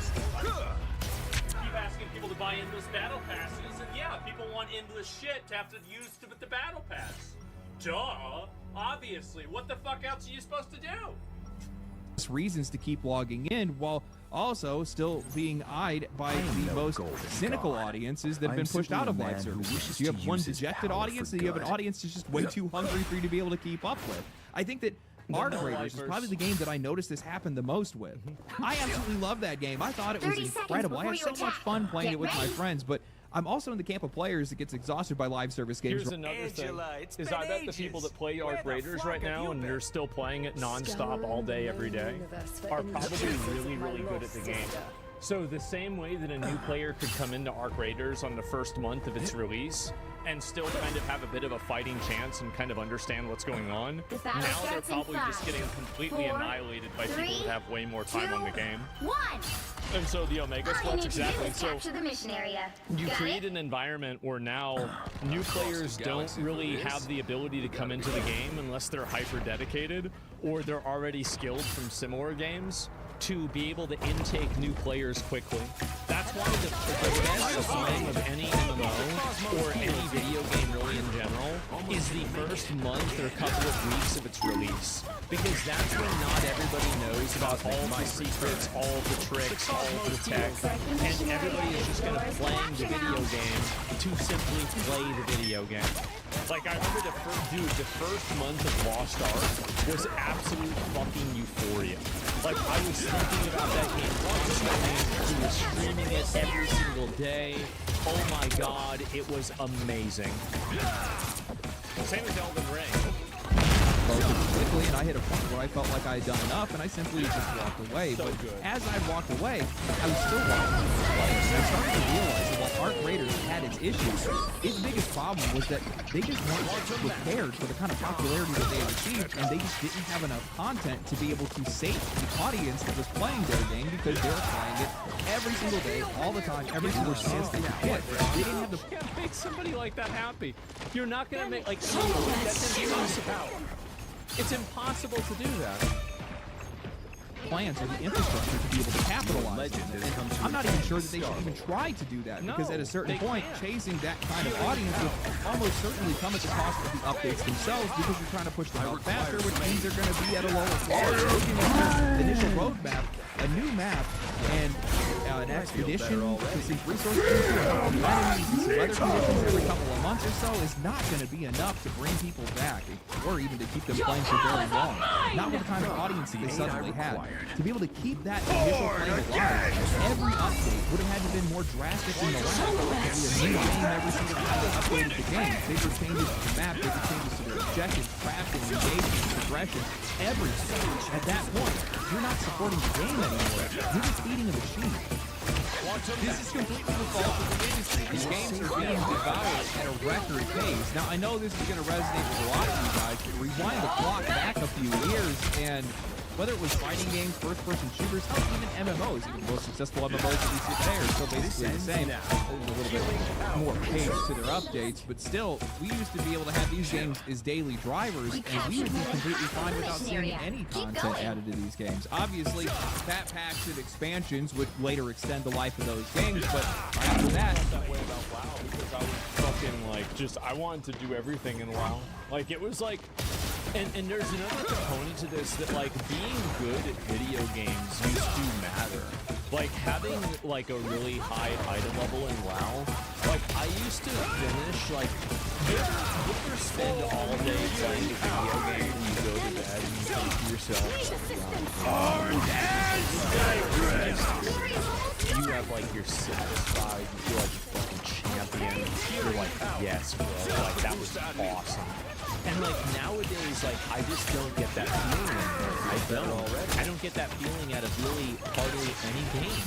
And I'm sure I've had I've had days like that, you know, recently, but it's few and far between. And I think that, you know, there's a combination of, you know, market saturation, maturity, time, and then also like it's a paradigm shift. Like, and I think culturally, nobody cares about being really, really good at video games in the same way they used to. Like, back in the day, and like, not even back in the day, but like, there was a window inside of like 2008 to like 2020 where being really good at a video game was actually pretty cool. And online at least, right? Not with girls, obviously, but online it was really cool. And so like if you were a gladiator in WoW, that was badass. If you were a, you know, challenger in League, that was super cool. But now I feel like nobody gives a shit about being good at games anymore. And am I crazy for saying that? cheaters ruined it. I mean, we had cheaters in Halo 2. I mean, oh, standby. Oh, why is there a rocket? I thought there's no rocket launcher in this. Why did this get blown up? Wait, I lost the match. Fuck. Another epic victory. No, it was never cool. No, I think that there was a culture that respected and created an ecosystem where people felt like they were spending their time, you know, perfecting skills in a video game that was, it was appreciated. It's just not appreciated anymore. Nobody gives a shit. That's the way it is. Nobody cares. Over time, it just became faster and faster. Yeah. More money, more content. More money, more content. And nobody well, wants you're going to no end up big losing dick some players anymore. along the way, guys like me that just get exhausted by it. Eventually, Yeah. that audience is going to start to adapt to those games and the size of those games. And once they do, well, now it's a problem for the industry itself. It's the problem you created for your own games in a lot of cases. What's happening here is that these games simply just don't have enough content anymore to actually be able to sate anything. None of that content is good when they do, or when they are able to fill that need, because they're putting it out so fast that, well, it's not really worth much of anything. When these games come in, they can flood the market with even more of these That's why I games. stopped playing WoW. It's like every patch of WoW is just me playing the first patch of Hydra. Like with a few extra little bells and whistles. It's all the same. Well, now the players are in a position where they can go and play one of those seasons. Yeah. They can go fill that need somewhere else. And then they might maybe circle back to yours. In most cases, they never do. And the only way that you're going to bring those players back is by raising the bar to an impossible level. And at that point, it's already over. You're cooked. You know, I think back to the days of like World of Warcraft and stuff like that. And this is usually, or not usually, this is actually still today how a lot of these games run. Even Final Fantasy is the same way. Look at how long those games have been going. Their expansions are basically what? You know, every two years or something like that. Well, they do have some updates in between there. It's usually staggered out quite a lot. Those games, you know, there's already a lot to do to begin with, but still at the same time, there's something about that slower pace that kept those games alive for as long as they've been alive. And while they've definitely lost Here's another reason why Classic WoW was so successful. The right heroes could make If all you the quit difference. Classic WoW and you were level 37, you came back to Classic WoW and you were level 37. You picked up exactly where you left off. You didn't get power crept. It's not like you have people in Deadmine's gear that are now doing more damage than you. Fundamentally, you stopped exactly where you left off. I will Even bring in peace to this BWL, universe, if no you matter the quit in cost. BWL and you come back, yeah, maybe now AQ40 is out, maybe now Nax is out, but Perfection now is you have this unattainable. extra That content should to not do stop us from that trying to did not achieve it. replace or get rid of your content. You needed to do your content in order coming in to 30 do the seconds. next Stay content. strong. So good live service games, and the problem with this is that like Lost Ark kind of did this too much, but the best thing about Classic WoW is that there are steps, right? And so like you have your leveling, and this is Molten Core, and this is BWL. This is AQ40, right? battle starts in 5, 4, shit. 3, AQ40. 2, 1. And then there's Nax, right? You have to stop them from securing So the mission this area. is the way that a good game used to be. Now this is the way it is. Another fallen. And then you go from here down to here. And so this is the seasonal patch model where you take the same 2 steps over and over and over. It used to be a staircase, now it's a treadmill. You never actually move forward, you just tread water. And that's the reason why Classic WoW was so good. That's the reason why OSRS was so good and is so good. It's because if you stop and you only had this much progression, you can come back 3 years later and you can continue moving forward. You see what I'm saying? That's the reason why I think helped a lot of these other games fail too.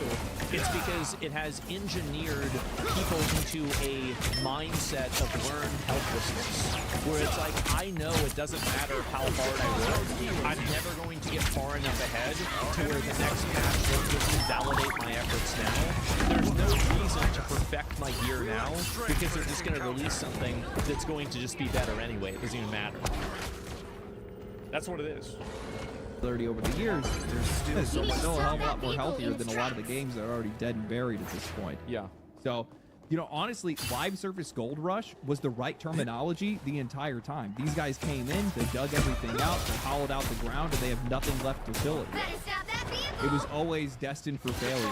It was a self-fulfilling prophecy of dreams. It was always going to collapse in on itself. But you know, that doesn't necessarily mean that success doesn't exist on better already. It very much does. And I think that the games that are going to find the most success, the games that are finding the most success, aren't the games that are exploding immediately with massive player numbers and trying to hold on to them. No, it's the ones that start off small and build themselves out brick by brick. When I look at all the live service games that are still around, and all the ones that have come and gone, I think the most successful ones are the games that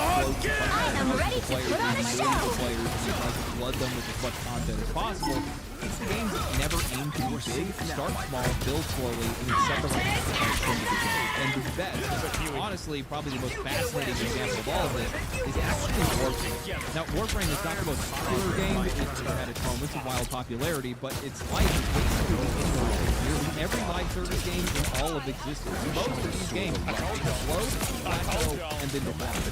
Warframe started out modestly, and then throughout over a decade, the game has just continued to raise its score year over year. And it did that by effectively doing the exact opposite of everybody else in the industry.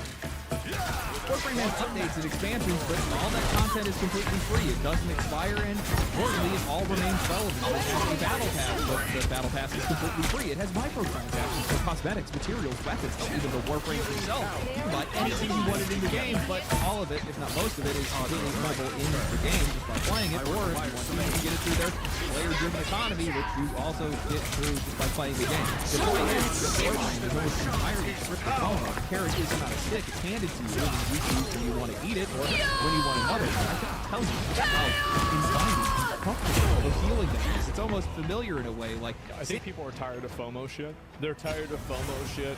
They just get exhausted by there being another new battle pass that they didn't take advantage of, and now I don't have this thing. Like, and also, like, another reason is that FOMO was okay whenever there was only one game on your radar. But whenever you're managing 5 different games of whack-a-mole at the same time, and then you have to make sure that you never miss a special mole, well, then you're just going to be losing your fucking mind. I'm so tired of FOMO. It's so annoying. It is. It's just too many games, too many engagement mechanisms, too many player attention mechanisms. It's exhausting.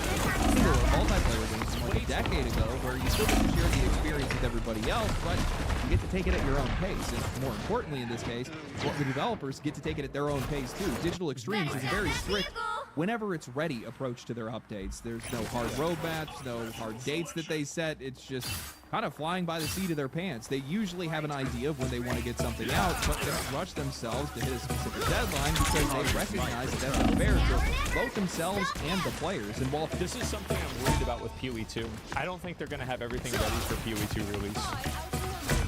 And I think that you're going to see a video at some point of Jonathan coming out and saying, guys, it's not all going to be there. And you know what I'm going to say? Understandable, have a nice day. Armed and dangerous! Okay, it's a big game. Born again! Because if you take care of the players, and you make good games, the players will understand that, and they will be there when you're ready. That's it. Warframe has had plenty of issues with updates in the past, and not every single update is going to be their consistency with aiming for quality over speed and quantity has conditioned their audience to be more patient, more casual, and more excited when new content finally does drop, giving these guys something to actually look forward to.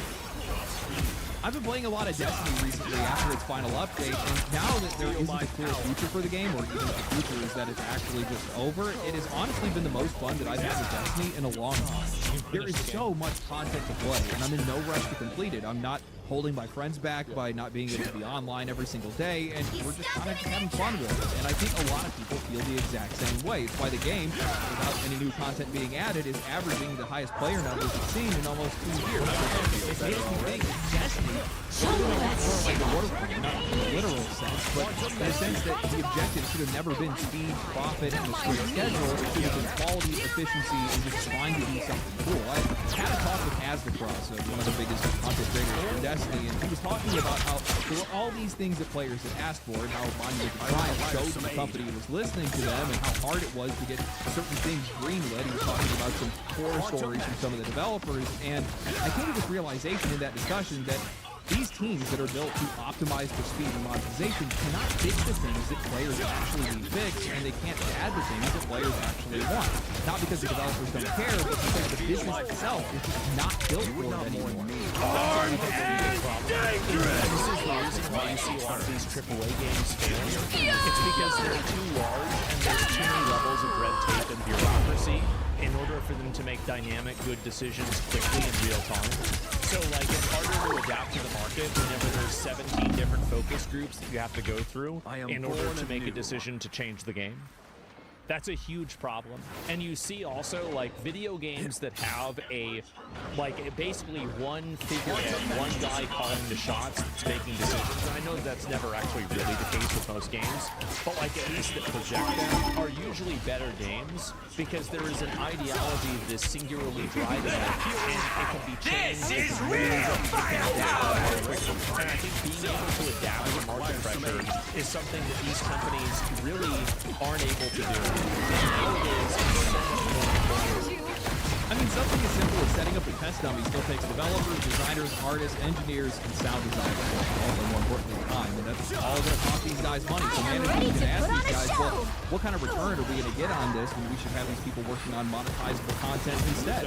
And while these companies do understand that goodwill has value, they can't put that on a spreadsheet. So oftentimes they just throw it on the back burner, or they just forget about it entirely. And nobody cares. This is a big problem. Nobody cares about doing the right thing. Nobody cares. No, it's like, it's so sad, right? Because, like, I mean, what are video games fundamentally? They're art, right? Video games are artistic endeavors. And we've entered into a world now where video games are treated like basically just like money machines. And there's never and this is with all businesses now. Nobody ever thinks about, like, well, what am I really doing for the people that are consuming my content? Like, how am I improving their lives and making things better for them? And nobody ever asks this question anymore. Like, it's just about how much money can we make, how much does something cost, etc. And there's never the conversation and never the consideration about, like, what am I giving to my community? What am I projecting forward? Is this the person that I want to be? Is this what I want to deliver? Is this meeting my expectations? And it's like, nobody cares. Nobody cares anymore. And it doesn't matter whether it's inside of, you know, like making pieces of wood, whether it's selling, you know, knickknacks, whether it's making computers, whether it's video games. It's like nobody cares about anything anymore. They just, shareholders choose to, it's just about maximizing money, and it's happening everywhere. And I think that, like, there's so many reasons for it. Like,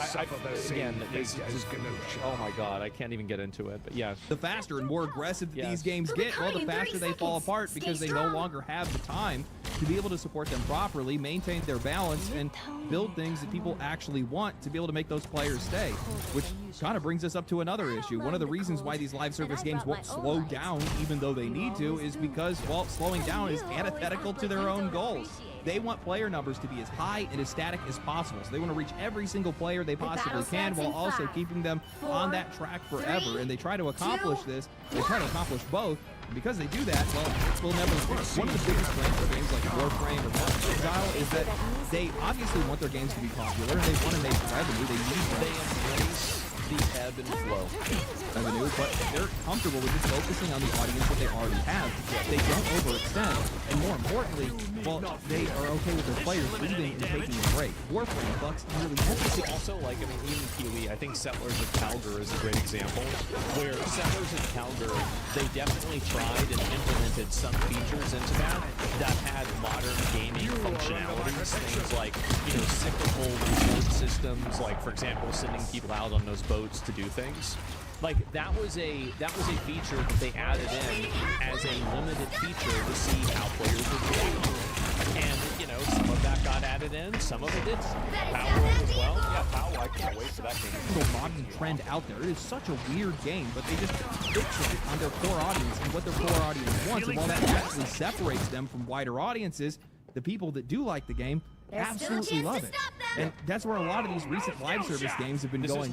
This is where Warcraft failed, is that in Burning Crusade, like, they were still making the game for people that liked World of Warcraft. In Wrath of the Lich King, they hit market saturation for people that wanted to play World of Warcraft. And so then they started making World of Warcraft into the game that other people wanted to play. And then after enough years of doing that, the original people that wanted to play World of Warcraft said, well, this game isn't for me anymore because you made it for people that don't want to play World of Warcraft. That's exactly what happened. Wrong. The same problem that we talked about with single-player games as well is that a lot of these guys go an ocean wide and an inch deep. They're afraid to lean into one audience because, well, they don't want to lose another audience that they could have had, and maybe they want to get that audience later. Arc Raiders, I think, is probably like the best example of this. They ended up trapped between two audiences. On one side, they had the PvE crowd that honestly just play with other players and unite with everybody. On the other hand, they had the hardcore PvP audience who just wanted to shoot on sight. And while they made matchmaking changes to try to appease both sides, ultimately, the game itself could never actually support both of those people or both of those players long term because you can't have an environment for both those groups of players playing together. This is the reason why every PvP MMO dies. Like, or it at least enters like a slow turn. Right? It's because MMOs, like, people that play MMOs for PvP are generally people that are looking for unfair fights so they can kill noobs. So most people don't want to have that happen, so you have a regressive amount of players until the game dies. At a certain point, you kind of have to decide what this game is. When you build an update around trying to hold on to everyone and reach every single audience you possibly can instead of just leaning into the people who actually love what you made, you end up giving your game an identity crisis. And honestly, you make it impossible to support. I think Path of Exile probably has the best approach here. When I interviewed Jonathan Rogers, the head of Grinding Gear Games, he had said that every single time they do an update, it nearly gives the guy a heart attack. But he recognizes, and the whole team recognizes, that players need to take a break. These guys are completely fine with the game's tanking. They're not scrambling every single person in the game forever. They have a schedule. They're trying to push their updates when they can, but they're not going to lose their minds over every player who leaves for a few months. And because of that, they just focus on making better updates instead of faster ones. They're aiming not to keep every single player, but instead to aim to make an update that brings more people back to the game every single time. And I think that's the right way to do things. This entire version of live service at the industry. And also, like, I even planned to skip leagues. Like, this league, I played a lot, and I'm like level 96. I have like pretty much, like, I don't have perfect gear or anything like that, but I have very good gear. I'm happy with my character, and I've accomplished almost everything that I wanted to accomplish in the game. So I completed all the challenges and so sometimes I just skip this league. I tell myself this is the last big league I'm going to play on PoE 2 until the big release of the game, and that was my plan going into it. And that's normal, that's fine, that's healthy.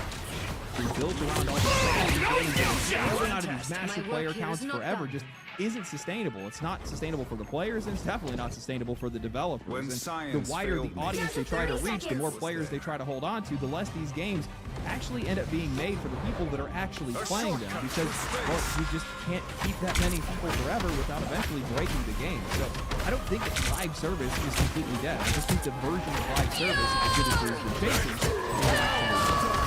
because the successful live service is still very much alive. You can see it here today. You see it out in a ton of different games. The problem is that I think OSS and Classic WoW are great examples of live service. Nowhere yet. Going to overtime. It's like having a game that's live service doesn't mean that you have to infinitely create content. If you have a content treadmill that's long enough, people will want to continue playing it because they find it really fun. This is real That kind of live service takes a lot more effort, a lot more time, a lot more care than a lot of these companies want to do. It's doing really well. You know, to be honest, I didn't actually take any notice of this until more recently when I had seen that, like, live service games, or more importantly, like first-person shooters, have just completely fallen out of like YouTube algorithms and like Twitch and stuff like that. Well, these They're guys dominated by sweats, and anybody that tries to play one of these games that isn't like an expert that's put like 10,000 hours into the game and does aim counters, they're going to get beat by people that against the world. They're going to get relegated to games, not going to get any satisfaction out of playing the game. And also, most of these games get completely infested with cheaters as well. So you put all of these things together, and you're just not having a good time. Like, it's so hard to go back, and like I cannot explain the absolute fucking euphoria of playing PUBG in 2017 and watching Shroud on the second monitor. Oh my god. That was it. Take me back. It was so good. And nowadays, you just don't have that anymore. You don't. I still have like a few people that are still watching them, and I think there's still some guys that are like, you know, Summit and Shroud and Peanut and a few other people that are still getting, you know, big numbers and stuff like that and doing really well. Largely, that space is kind of just dissipated over the years, and it's just not as attractive as it used to be. I kind of got thinking about it. Live service is completely falling off at this point. You know, I think what all this means is that developers just need to surrender to the idea that you're just not going to hold on to all these players forever. There's too many games, man. Way too many games. There's so much for us to be able to do that eventually the player counts are going to fall. And when you struggle with playoffs, trying to hold on to everybody, the only thing you're going to do is hurt your game. That's all that's going to happen, because the content itself is just going to end up lacking quality and a legit direction to go with. I think that's what we're seeing with a lot of these games, a lack of identity in a lot of cases. The other thing is, and this is probably the biggest one to be honest with you, stop aiming for the masses. Stop aiming for these massive audiences. Find a niche and then just solo into it as hard as you possibly can. Look at games like Counter-Strike or Warframe or Path of Exile. These games... Monster Hunter definitely is a niche game. And I think it's definitely some of their reactive gameplay that they added in, things like offsetting, perfect blocking, flashes, etc. It definitely made the game more translatable to a single-player experience. But you will still hit a wide audience whenever that niche hits its magnum opus, like Elden Ring. You will still have it happen. Didn't get huge or didn't get bigger by widening themselves and chasing every single trend under the sun. They're not using extraction shooters. They're not using any of that kind of stuff. They just got better at beating themselves. Because of that, well, the audiences that they already had loved the game and just rave about the game, and eventually they start attracting other people in. That's what happened with me in Path of Exile. I just could not stop hearing about people telling me how much better it was than Diablo, and eventually I gave the game a shot, and sure enough, it's a lot better than Diablo. I still want to promise that for the release of PoE 2 1.0, I will release my original review for the Path of Exile 1 closed beta in 2012. I'm still planning on doing it. But, you know, I'd actually go to say that I think that the wild successes that we've seen with some of these live service games specifically over the past couple of years might actually be to their detriment. It actually might be the worst thing that happens to these guys, because if you start out small and build slow, continuing to build an audience update after update, well, like, you actually have room to grow in this. Right? That's what we've seen with some of these. I think even like No Man's Sky is against the world. Well, that No Man's Sky is a great example, and so is Cyberpunk, where Cyberpunk did something, CD Projekt Red did something that with a lot of games I think people have a really negative sentiment for, where like they're changing the main character in Witcher from like Geralt to Ciri, and you know, it's like, oh, you know, the girl replacing the male character, it's annoying, there's people mad about it. But fundamentally, I think because they did such a great job respecting the player and fixing Cyberpunk and making such a good expansion to Cyberpunk, that people are willing to give CD Projekt Red the benefit of the doubt and to be like, you know what? You've done us right before. We're ready to give you a chance again. And I think that No Man's Sky is another great example of that. I think you're going to see Light No Fire, which is their next game, that's going to be very successful, and people are going to be extremely open to playing it again. Even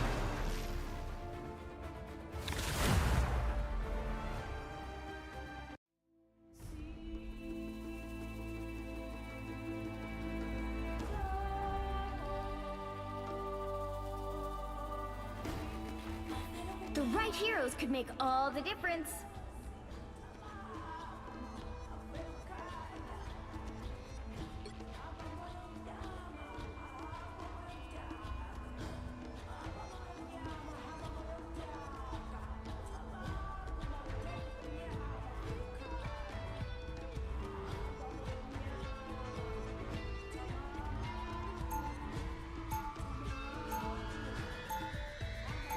I will bring peace to this universe, no matter the cost. Perfection is unattainable, but that should not stop us from trying to achieve it. They'll be coming in 30 seconds. Stay strong. Welcome, outsiders. Neither do your X-Men, Cyclops. Fair point, White Fox. But we have our reasons. As do the Wakandans. So let's focus on the mission. In and out. The battle starts in 5, 4, 3, 2, 1. You have to stop them from securing the mission area. I've interrogated diplomats. Higher operation. Old habits die hard. I require some aid. Damage sustained. Need assistance.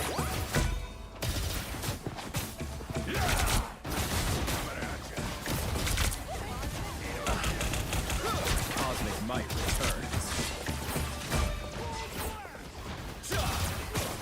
Ah, there you are. No escaping us That now. should make a difference. Quantum magic.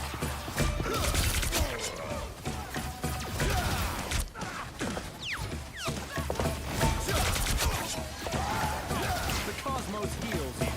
Ah, that's good. Goodbye. Your souls unite.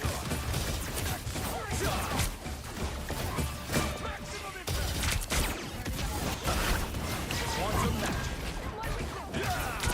I am at your service.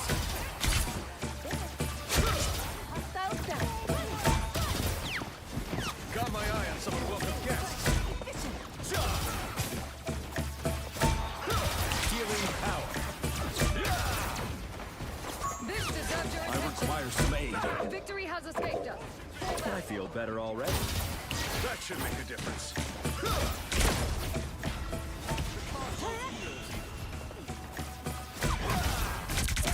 Deserves your attention. That's better.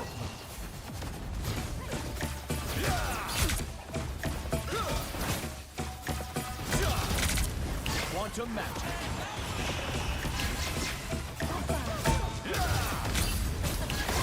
Spirit steadies.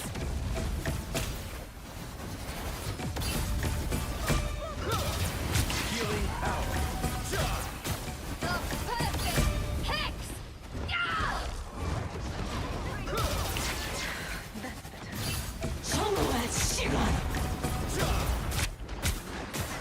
The cosmos heals you. Come behind me. You are nothing. I feel better already. Quantum magic. Some assistance, please. Cover me. Retreat to safety. Behold the god of thunder! The cosmos heals you.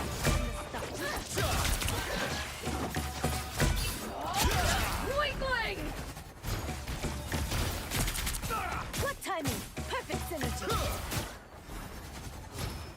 Quantum magic. Thanks for the boost.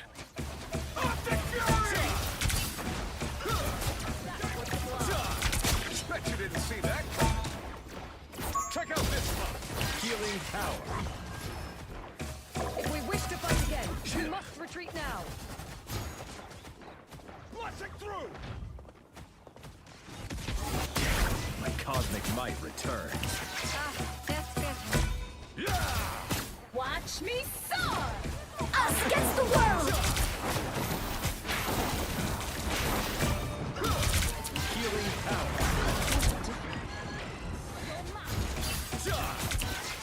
Stronger together. Some assistance, please.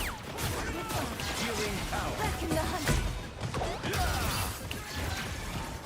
I am at your service. My vigor restores. Only 60 seconds left. Healing power.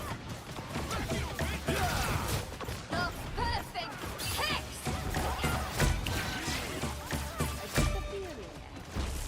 Somewhat Shiga! Call me on! Born again! Quantum magic. What are you aiming at? With the amazing Spider-Man! Second chance is over. That's down to 30 seconds. Healing power.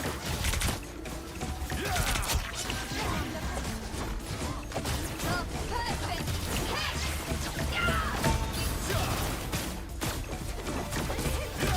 Quantum magic. Us against the world! Weakling! Healing power. No winner yet. Going to overtime.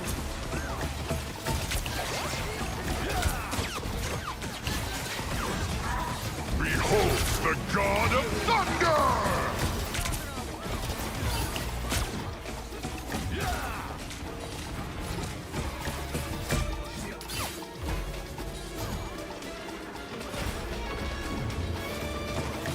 Healing power.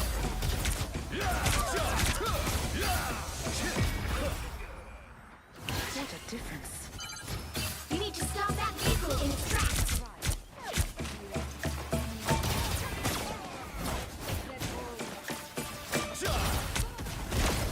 Healing power. Ready to help. Better stop that vehicle. Cosmic might returns. Quantum magic. Watch me soar! You are nothing! The perfect hex! Much better. What are you aiming at? Somewhat Shiga! Healing power.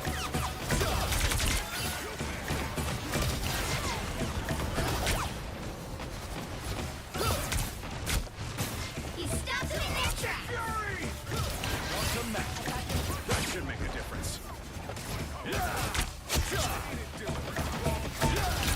That's better. Quantum magic. Us against the world. Shields up. Cosmic might returns. Healing power.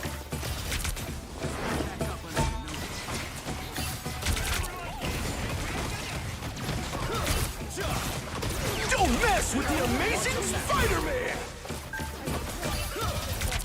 I require some aid. Much better. Weakling! Quantum magic. Hi, that feels good.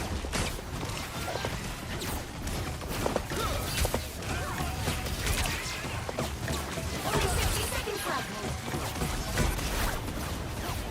We are in this together. I feel better already.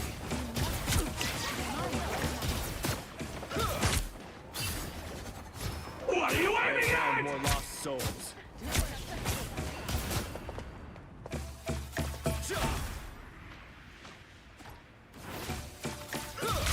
Pure cosmic energy. He stopped them in their tracks. Down to 30 seconds.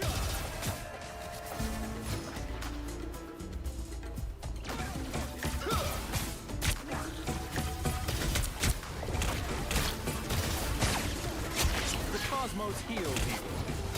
Cosmic might returns. Behold Behold the God of Thunder!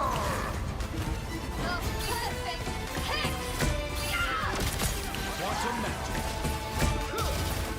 No winner yet. Going to overtime. Us against the world.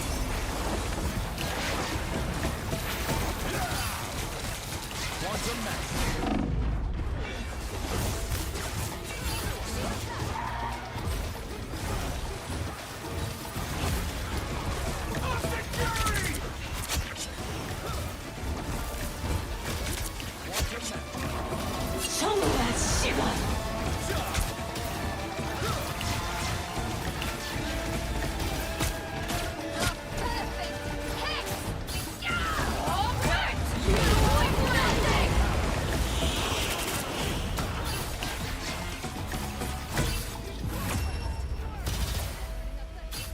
Another epic victory. Big win.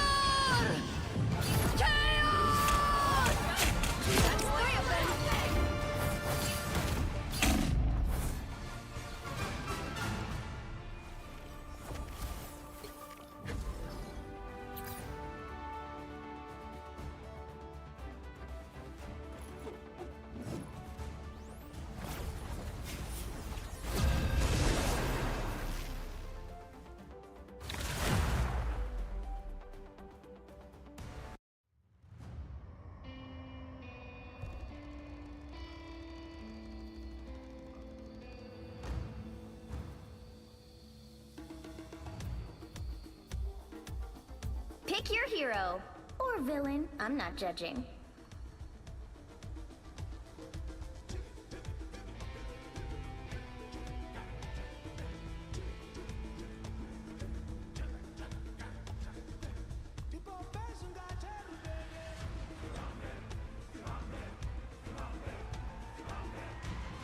You don't have to be a witch to find the magic in this world, but it does help.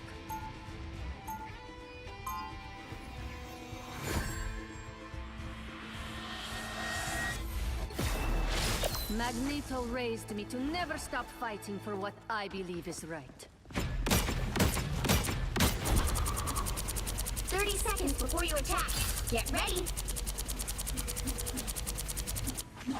Tiger Division is looking for someone to help us analyze extremely sensitive data of a highly scientific nature. I'm flattered. I'm afraid my hands are just a bit too full. I'm aware. That's why I was going to ask if Madame Valeria was available. The battle starts in 5, 4, 3, 2, 1. All you need to do is capture the mission area. Got it? Of all the possible realities, this is not the one I expected to find myself in. That's better. Just don't lose the light. Need damage sustained. Need assistance. Terrorize. I like the cold. A shame to destroy such advanced spider tech. Looks like the mission area is yours to capture now.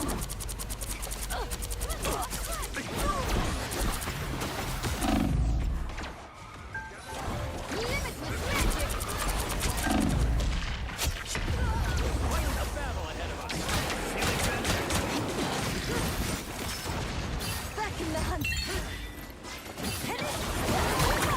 I won't make be right back.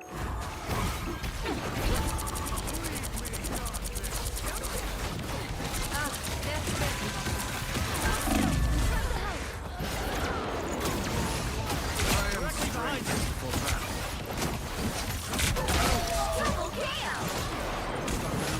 better. My work here is Perhaps not done. that will bring him back. Now, a disappearing act.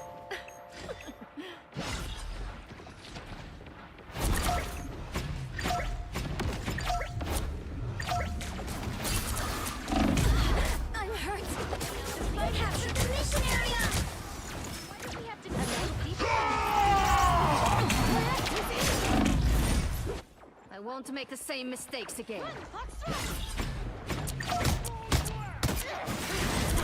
Feeling stronger already.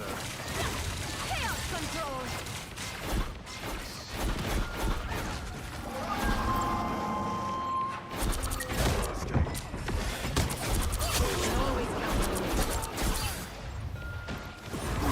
Disappearing.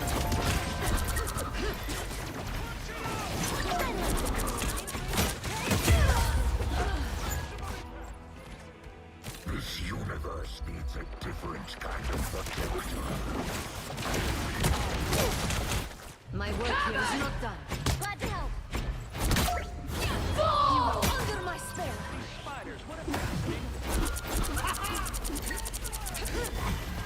Your team's capture pods are another point.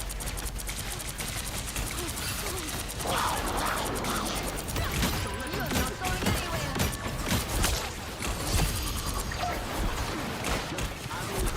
Don't mess with the amazing Spider-Man!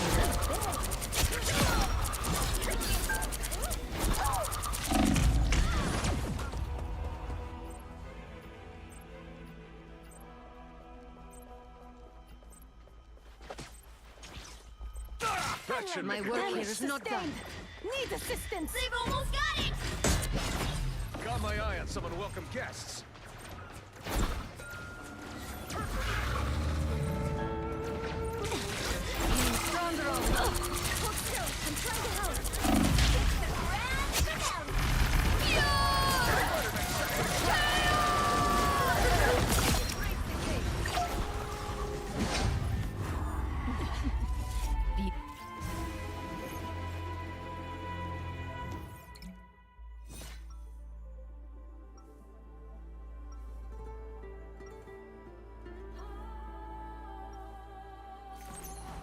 Chaos surrounds us, but I will gladly show it to who's in control.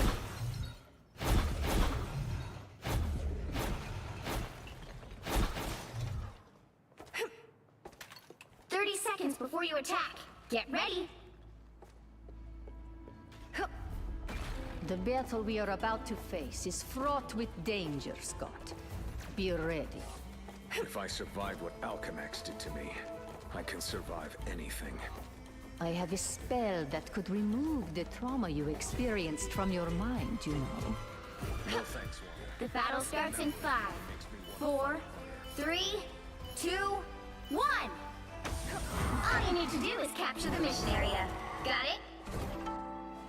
This fight is for our destiny. It is why we were brought here together. Cover me! I like you stronger already.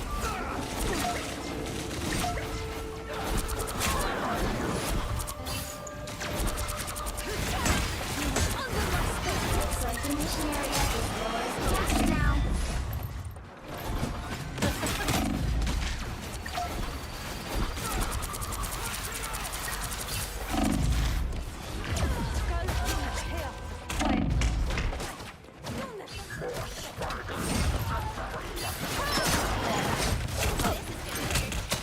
My fate isn't now a disappearing act.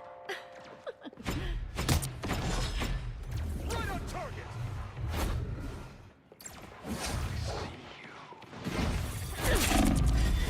I like the color. That's better.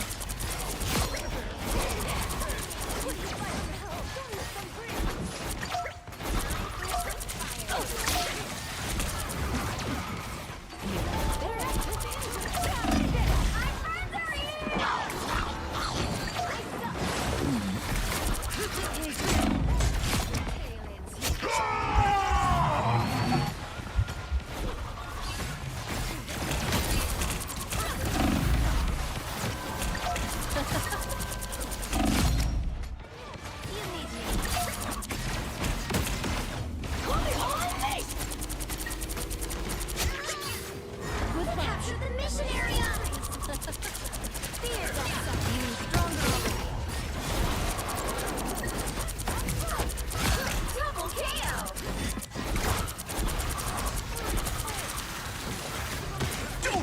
with the amazing Spider-Man!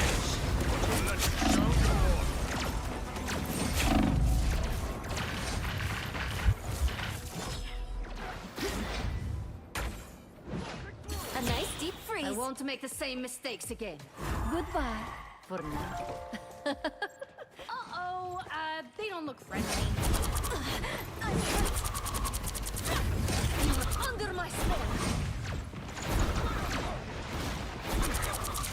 Feeling strong.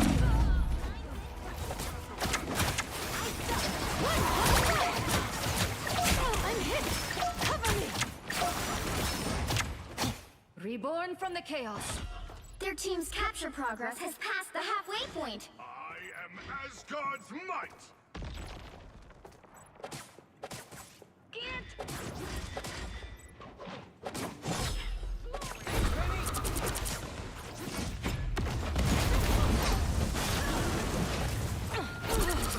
Strength! A nice deep freeze. Well, what's next?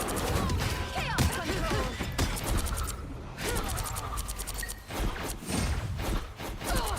Feeling stronger already.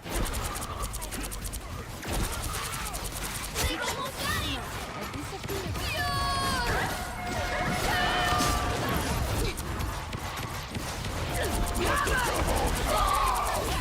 Chaos control! A nice deep freeze.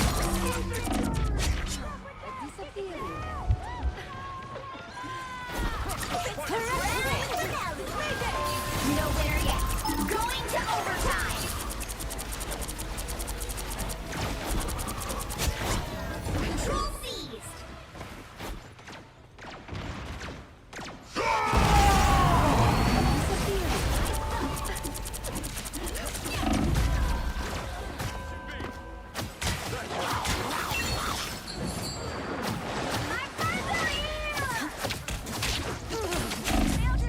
Fate isn't sealed yet. Control lost. No winner yet. Going to overtime. Pentagram of Harala.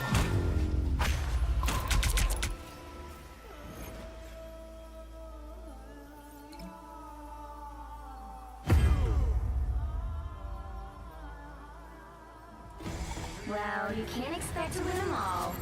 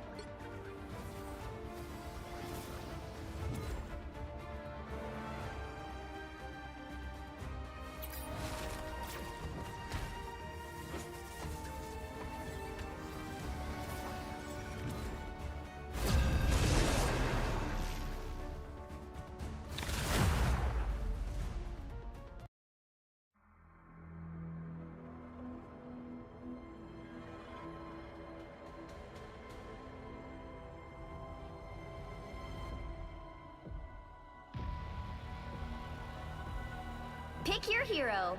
Or villain. I'm not judging.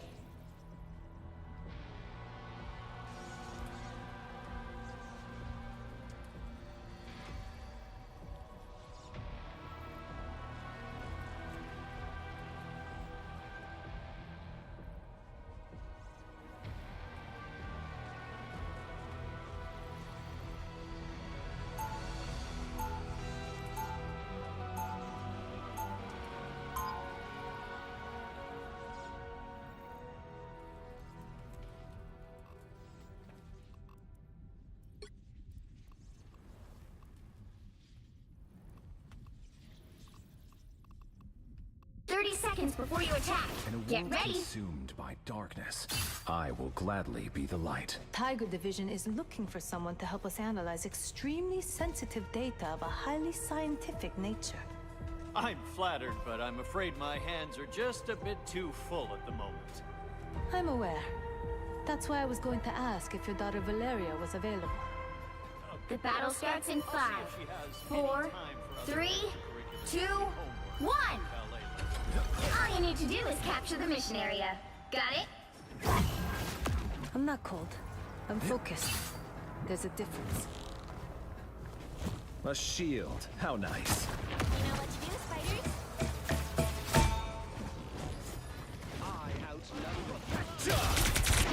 There they are.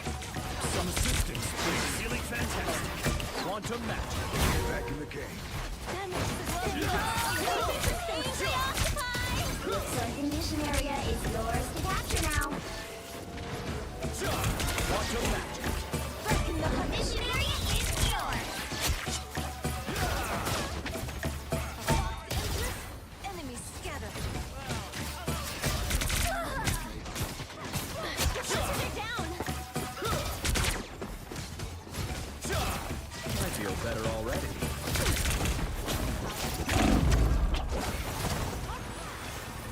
The Cosmos heals you. You need me.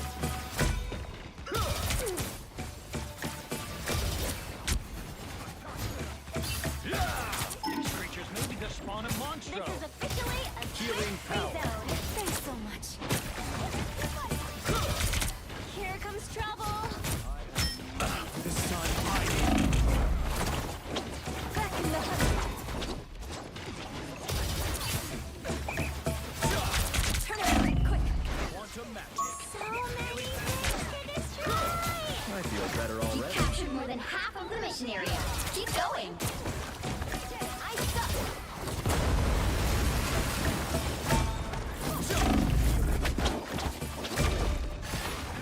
Perhaps you should do your own fighting, Namor.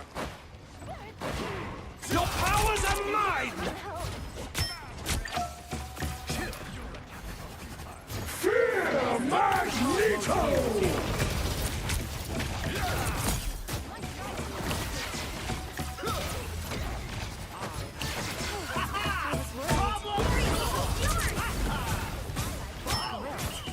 Quantum magic.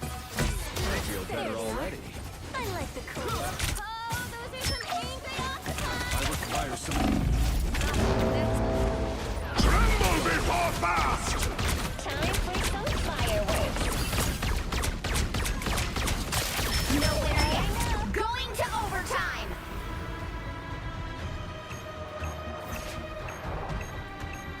Fire mode.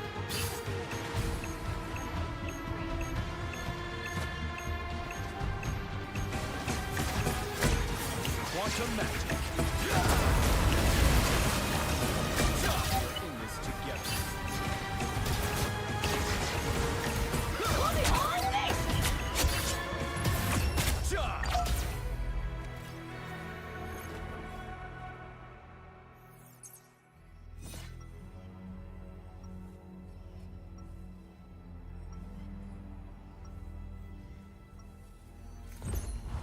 Perfection is unattainable, but that should not stop us from trying Time to for my achieve it. biggest hit.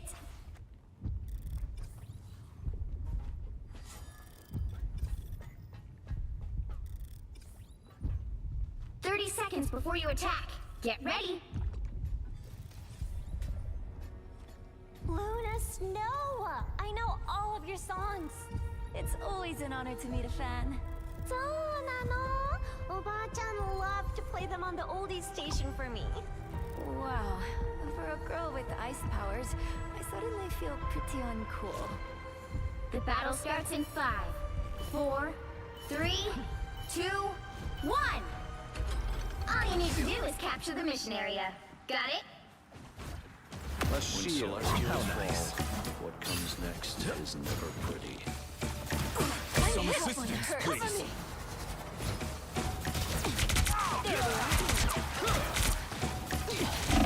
A nice deep Feeling fantastic. defenses are down. Tentacles incoming!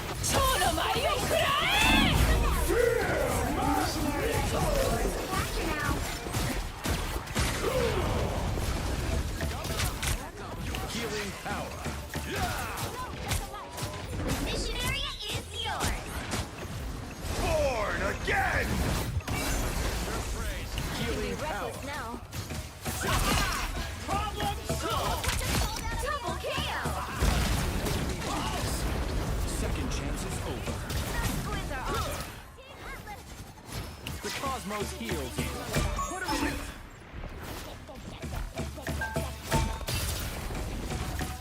This shield will serve me well.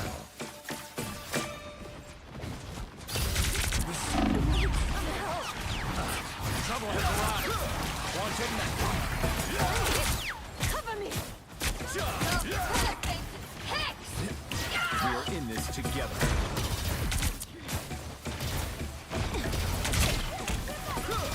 Healing power. Namor's octopus is here! Not friendly! What are you aiming at? A nice deep freeze you captured more than half of the mission area. Keep going. Healing power.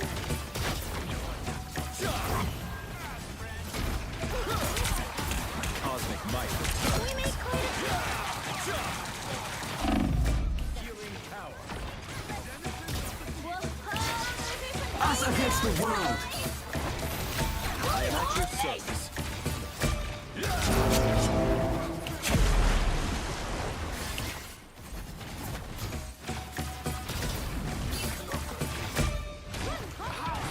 Glory is almost yours. A nice deep freeze. The Cosmos heals you. You are safe now, my friend. Some party crashers. I was worried.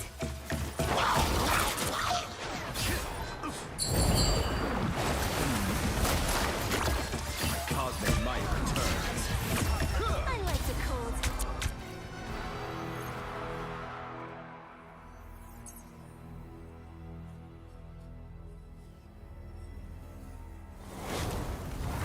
Another epic victory! Big win!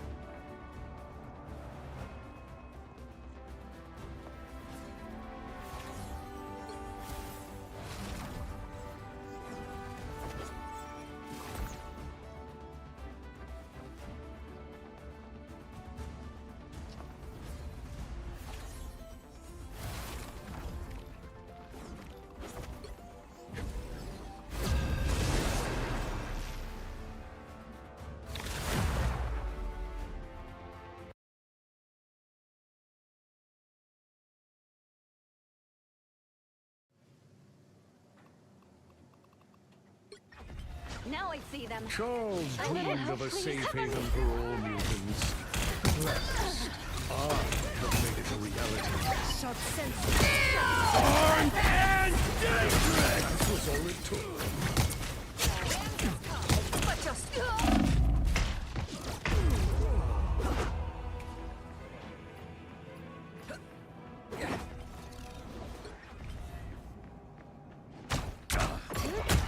I'm doing this my way! I'm opening a portal. Simply magical. Stronger together. Pentagram of Hurrah!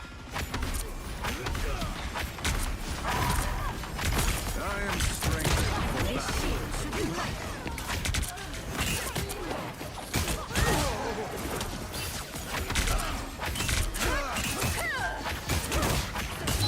Ionic magic!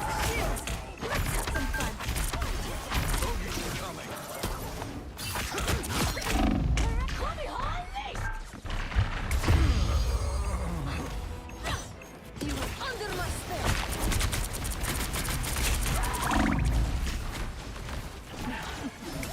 By the shades of the Seraphim, I return. Beast inside of me hungers.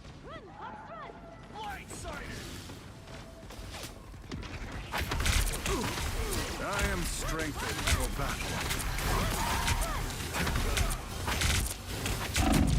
Beyond sight. Only 60 seconds left.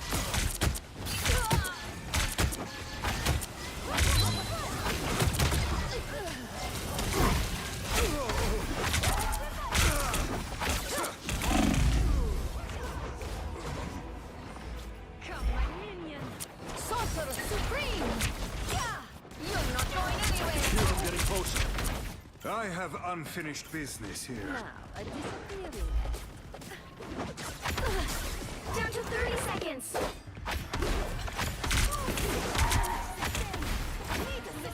I am strengthened for battle. Armed and dangerous!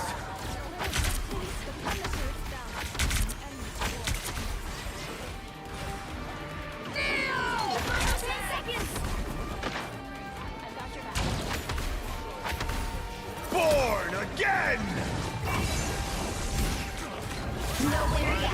Going to overtime. Ionic magic! Of course.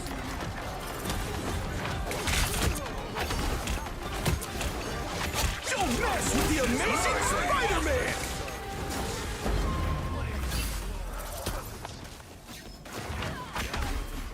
If we can help get that vehicle to its destination. Even a spider totem like me can use a few extra hands now and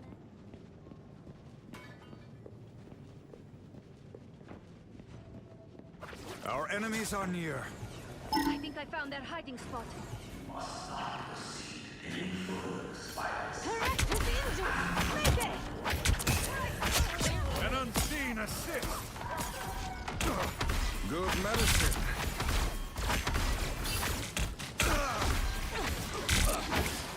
Page can't hold the Kunihon. Anyone willing to help? Neon clouds and a giant spider. You're halfway there. Keep going.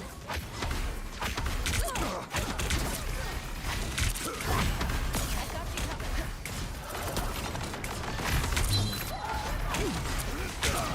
You need to teach me that spell, Steven.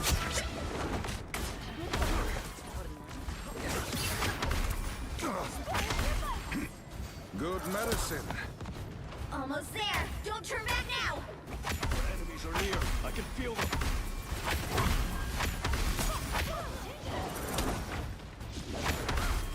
No, this cannot be. The vehicle reached a checkpoint. Keep up the momentum. That did the trick. I got you covered.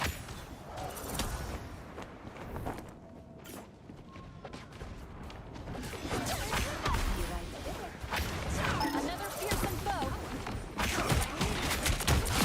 I am strengthened for battle.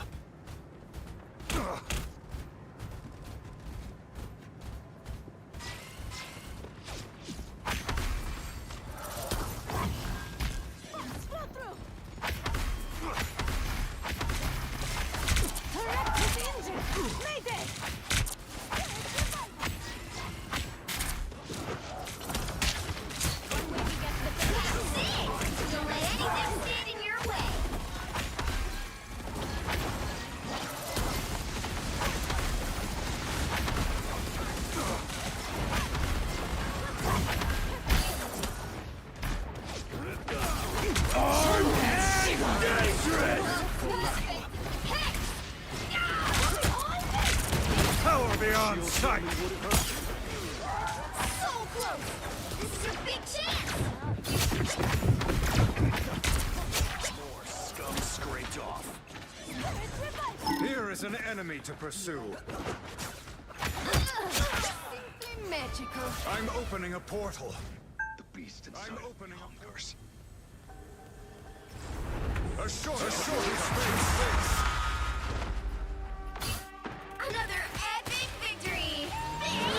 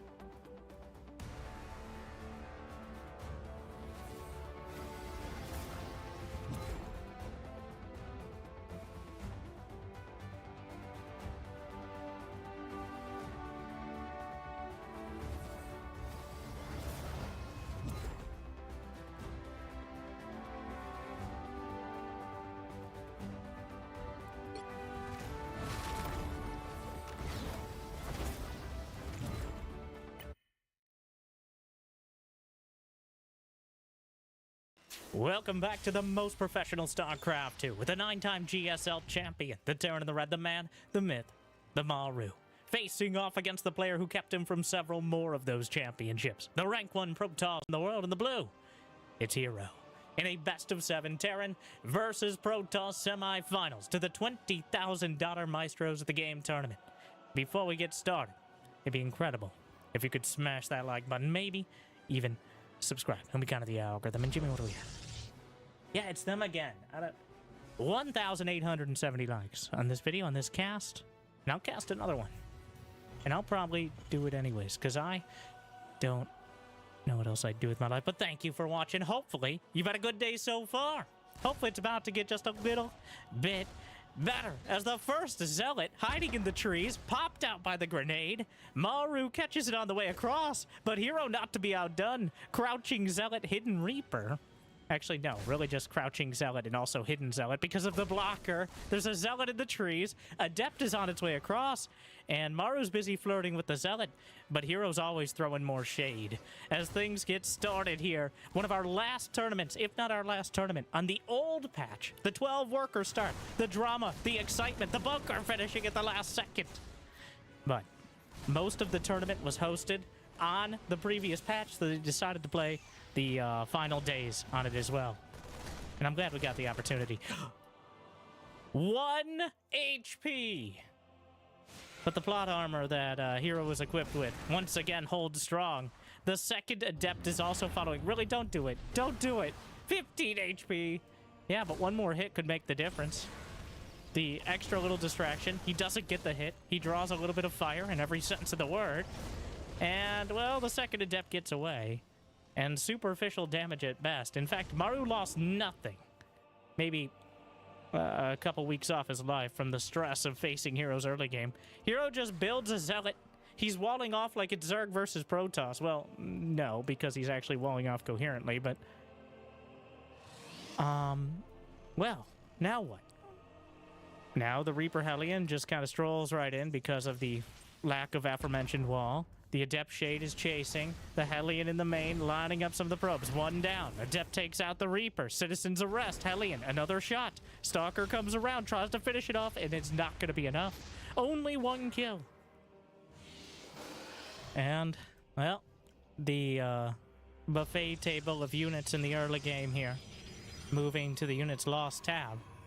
In Maru, 3 barracks on the way. No third CC yet. A lot less likely to happen in this matchup early on, because very simply, you need enough units to deal with the Protoss follow-up. Protoss do not respect anything. They don't respect the spoken word. They don't respect Defender's advantage, and they don't respect you. Unlike me. Like and subscribe. But if you don't have a at least a small base of units, you'll get torn apart. And the Widow Mine drop is coming in. Blink's still a long way off. Widow Mine, no! It's a disaster! Oh, no! Okay, it's a kerfuffle. It could have been so much worse, but it definitely could have been better. 1 HP on that Widow Mine, but that's all it takes. It fires it off. 3 probes dead. And, again, it could have been much, much worse. But the medevac gets away, the more valuable part of this composition. And Maru has a bunker on the low ground. He does not have one in the main. The Adept Shade is scouting ahead. There is no other vision, but a Templar Archives is already on the way behind this. Hero is smoke and mirrors. And, well, he might be able to choke him with some smoke inhalation, but otherwise, this is feigning the aggression. He gets the Adept to the high ground. The Blink, don't do it. Don't do it. He has the high ground. Okay, well, that's, you know, that's fine. I'll take that. Maru shoots his own refinery, which, just making sure the guns work on that siege tank. Getting a little antsy there, clearly. And, well, behind this, Hero has Storm, Charge, and a 3rd Nexus. And almost nothing else. He has 8 Stalkers in total. Maru is putting together a deadly push. But he has to do some damage.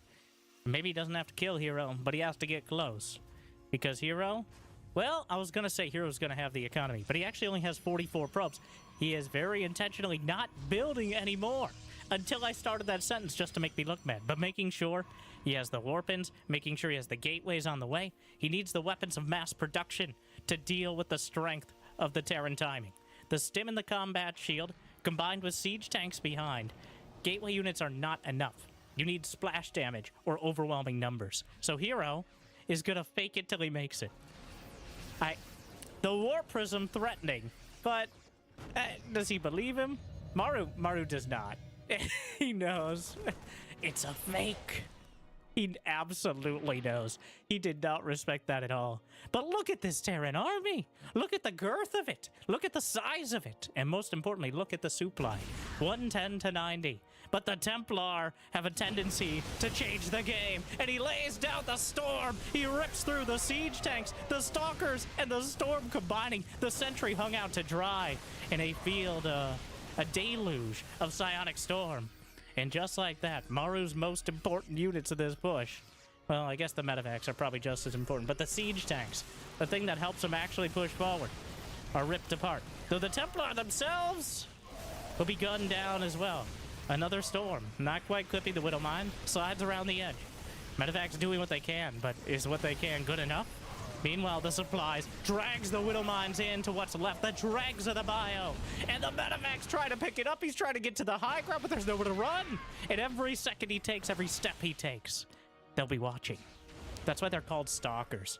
But there was no high ground vision because that that Warp Prism was a fake. He does not have an observer.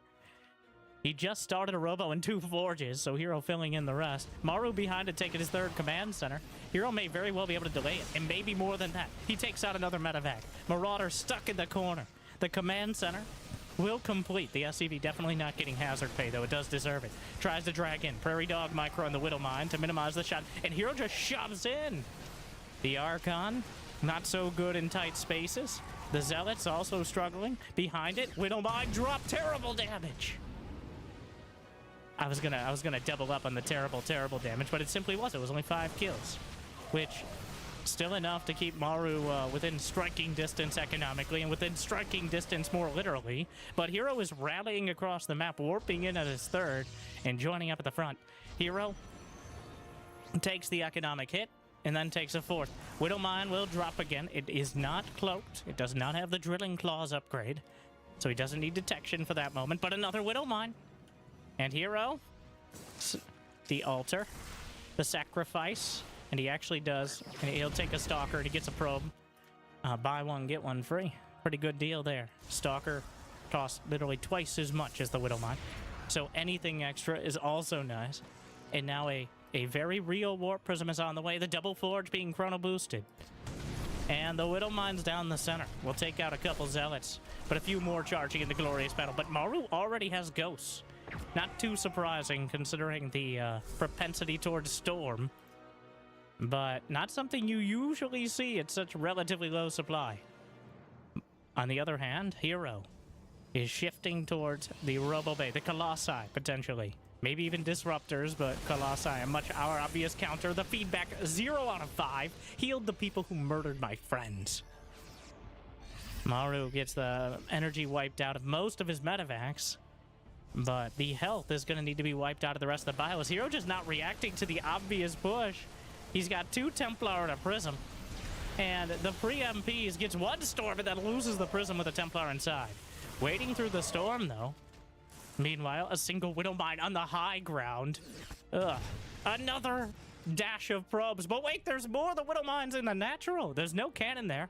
And 66 probes apiece. But the Blight Stalkers will chase down 1 medevac. And the charge lots will eviscerate the rest on the ground as he chases it down to the top left corner. But the Widowmine drops will continue. The pitter-patter of explosive missiles across the land, though he didn't know that one was still so far off cooldown. Meanwhile, the Widowmines just fired again. A full 30+ seconds. And the Widowmines of the natural Hero plummets to 69 probes, which may seem nice, but not as nice as having a better economy. Not as nice as having a fully extended thermal lance. Only one of us between me and Hero so far, but he's working on the upgrade. He's got his tech corner in the main. Let's hope no medevacs make it that far, but the extended thermal lance for the extra range on Colossi to keep, ideally, well, all of the Terrans at bay, especially the Ghosts, who are considered light units now. Well, that's it. So the tags are debuffs. Light, armored, massive. These are all so you know which units do extra damage to them. Well, I guess massive is also to break force field and ignore crowd control. So, not exactly, but light and armored are both debuffs, effectively. Or at least tags that only work against you. What? Air weapons level 1. Who is this? And what did you do with Hero? He's upgrading air weapons level 1 and getting 8. Well, he knows it's Maru. Believe it or not. He looks across the stage. Yep, that's Maru. The guy I probably flew here with. Was hosted live in France not too long ago, but I can't. Maybe less than 10% of the time have I seen Hero go for the late game, the Sky Toss, as opposed to the Zerg Toss. Now, what's the difference? Zerg Toss is just wave after wave, direct stride style, having so much economy that you just overwhelm in a war of intense attrition. Whereas the Sky Toss style is much more of a siege, trying to compete with Vikings and Liberators and Ghosts at range. The thing is, Tempest and Templar are good, but they're not nearly as supply efficient as the Terran army. And Maru trying to prove that right now. The Storms, putting a line between them. A few SCVs, a little bit forward. How many gates in total? Just 10 gates. I say just, but that's still a lot of production. Maru, with only 1/1 upgrades, Hero has caught up and surpassed him, as the chrono boost on the double forge has been incessant. A single disruptor, a whole gaggle of Templar, and a duo of Colossi. The splash damage, a potential tsunami. But at the same time, a fusion core is on the way for Maru as he works towards that tier 3 tech, either medevac energy regen or liberator range. And I think energy regen makes a lot more sense early, considering he has exactly 0 liberators, which is not very many. The Storms, parts of the Red Sea. 2-2 is now done. Maru gonna be spoiling for a fight, I think. Though, this style of Terran, he's expecting Hero to do the Zerg Toss. The wave after wave of Zealots and Stalkers and maybe a few splash damage units mixed in there for flavor. Whereas Hero is actually going for Tempests. The thing is, Tempests are more anti-Liberator. He's playing like a Protoss versus Zerg style. Though, there's only 22 Marines and 4 Vikings. Maru relying on Marauders. Hero's gonna do a shield battery push. I don't think this pylon is for reinforcements. I think it's for shield batteries. In order to actually siege the Terran. This is not... no? Are you allowed to do this? Yup! Oh, he brought his power bank with him. The shield batteries are on the way. And he's going to try to siege directly. Does he have tectonic destabilizers? No. He doesn't have the anti-building damage upgrade. The mothership is halfway done. I can count on less than one hand. Well, we'll just do one hand. Let's not make it...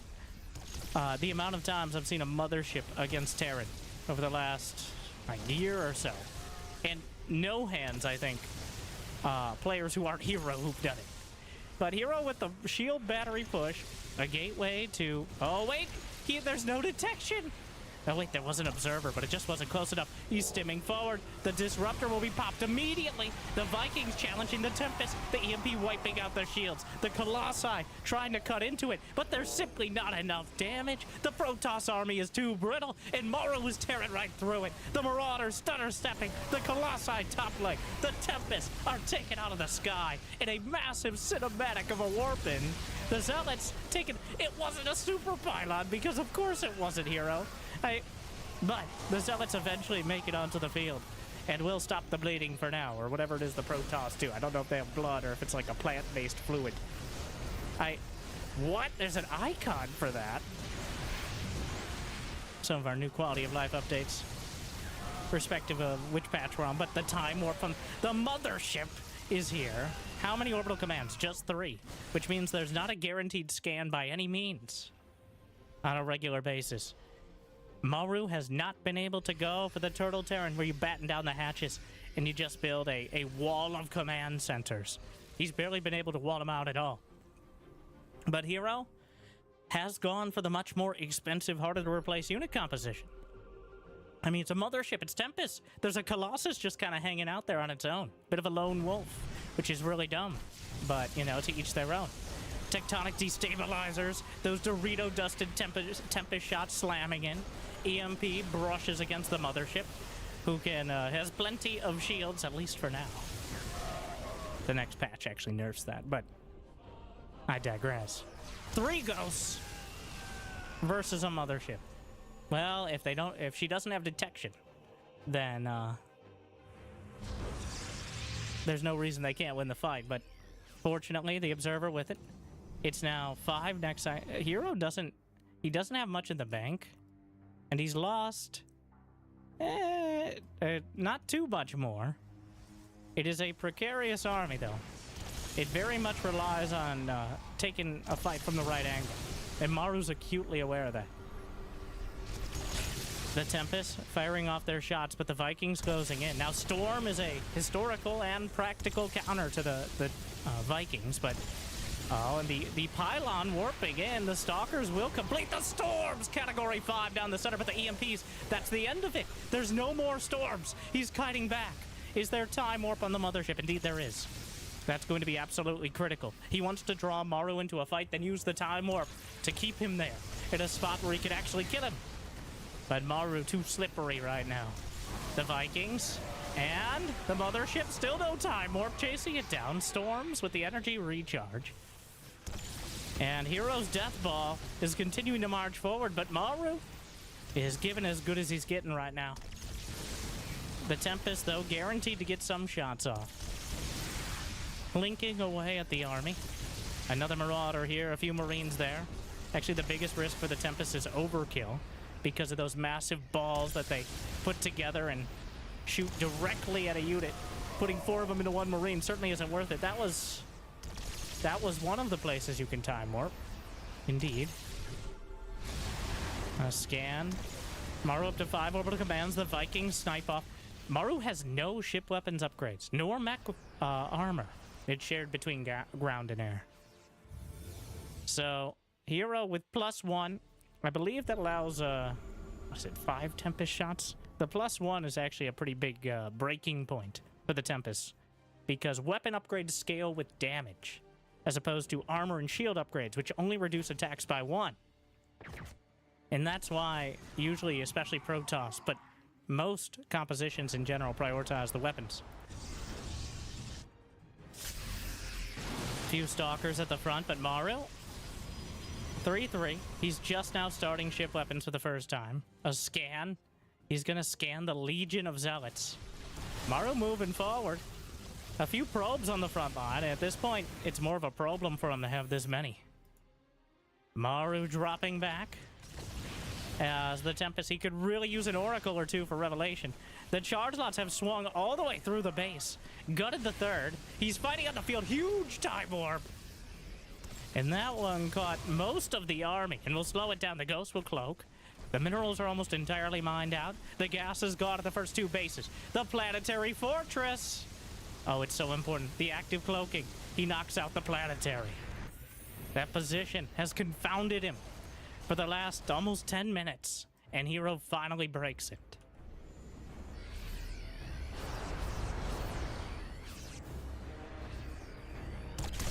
The Tempest fire off another volley, but the map is dark and full of Terrans. And you don't want to embrace the glory of battle too early, but there's not nearly as much vision as the Tempests have range, especially against air. That's why the observers and then potentially oracles are so important. But Hero, stepping forward, Maru's just gonna go. Time warp on cooldown. Mothership gonna be taken out of the sky. The Vikings knocking on the door right now. The Marauders stepping right through it. And the Tempest shield stripped away. There's almost nothing underneath. The energy's gone. The Templar are gone. The Zealots are warped in. But that's so much bio. Where are the storms? The Ghosts are fighting against the Zealots heads up, and they're putting their heads down. The charge lots come back around from a counterattack.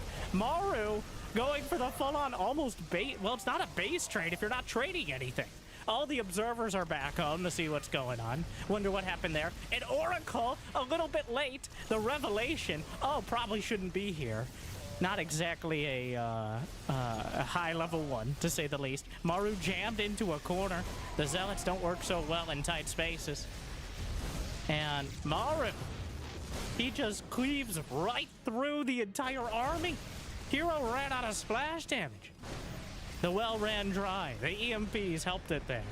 And he's rebuilding Colossi. He doesn't have that overwhelming economy you might expect. 72 probes, barely more income. In fact, Maru now has the income lead, as I assume some mules are happily mining as he's moved a command center down the center. There are 11 Ghosts and a smattering 8 Marauders, 24 Marines. But Hero, he was on a Bugatti composition with a Honda Civic budget. Like, Tempest Templar with Mass Colossus is not something you can just replace. And Maru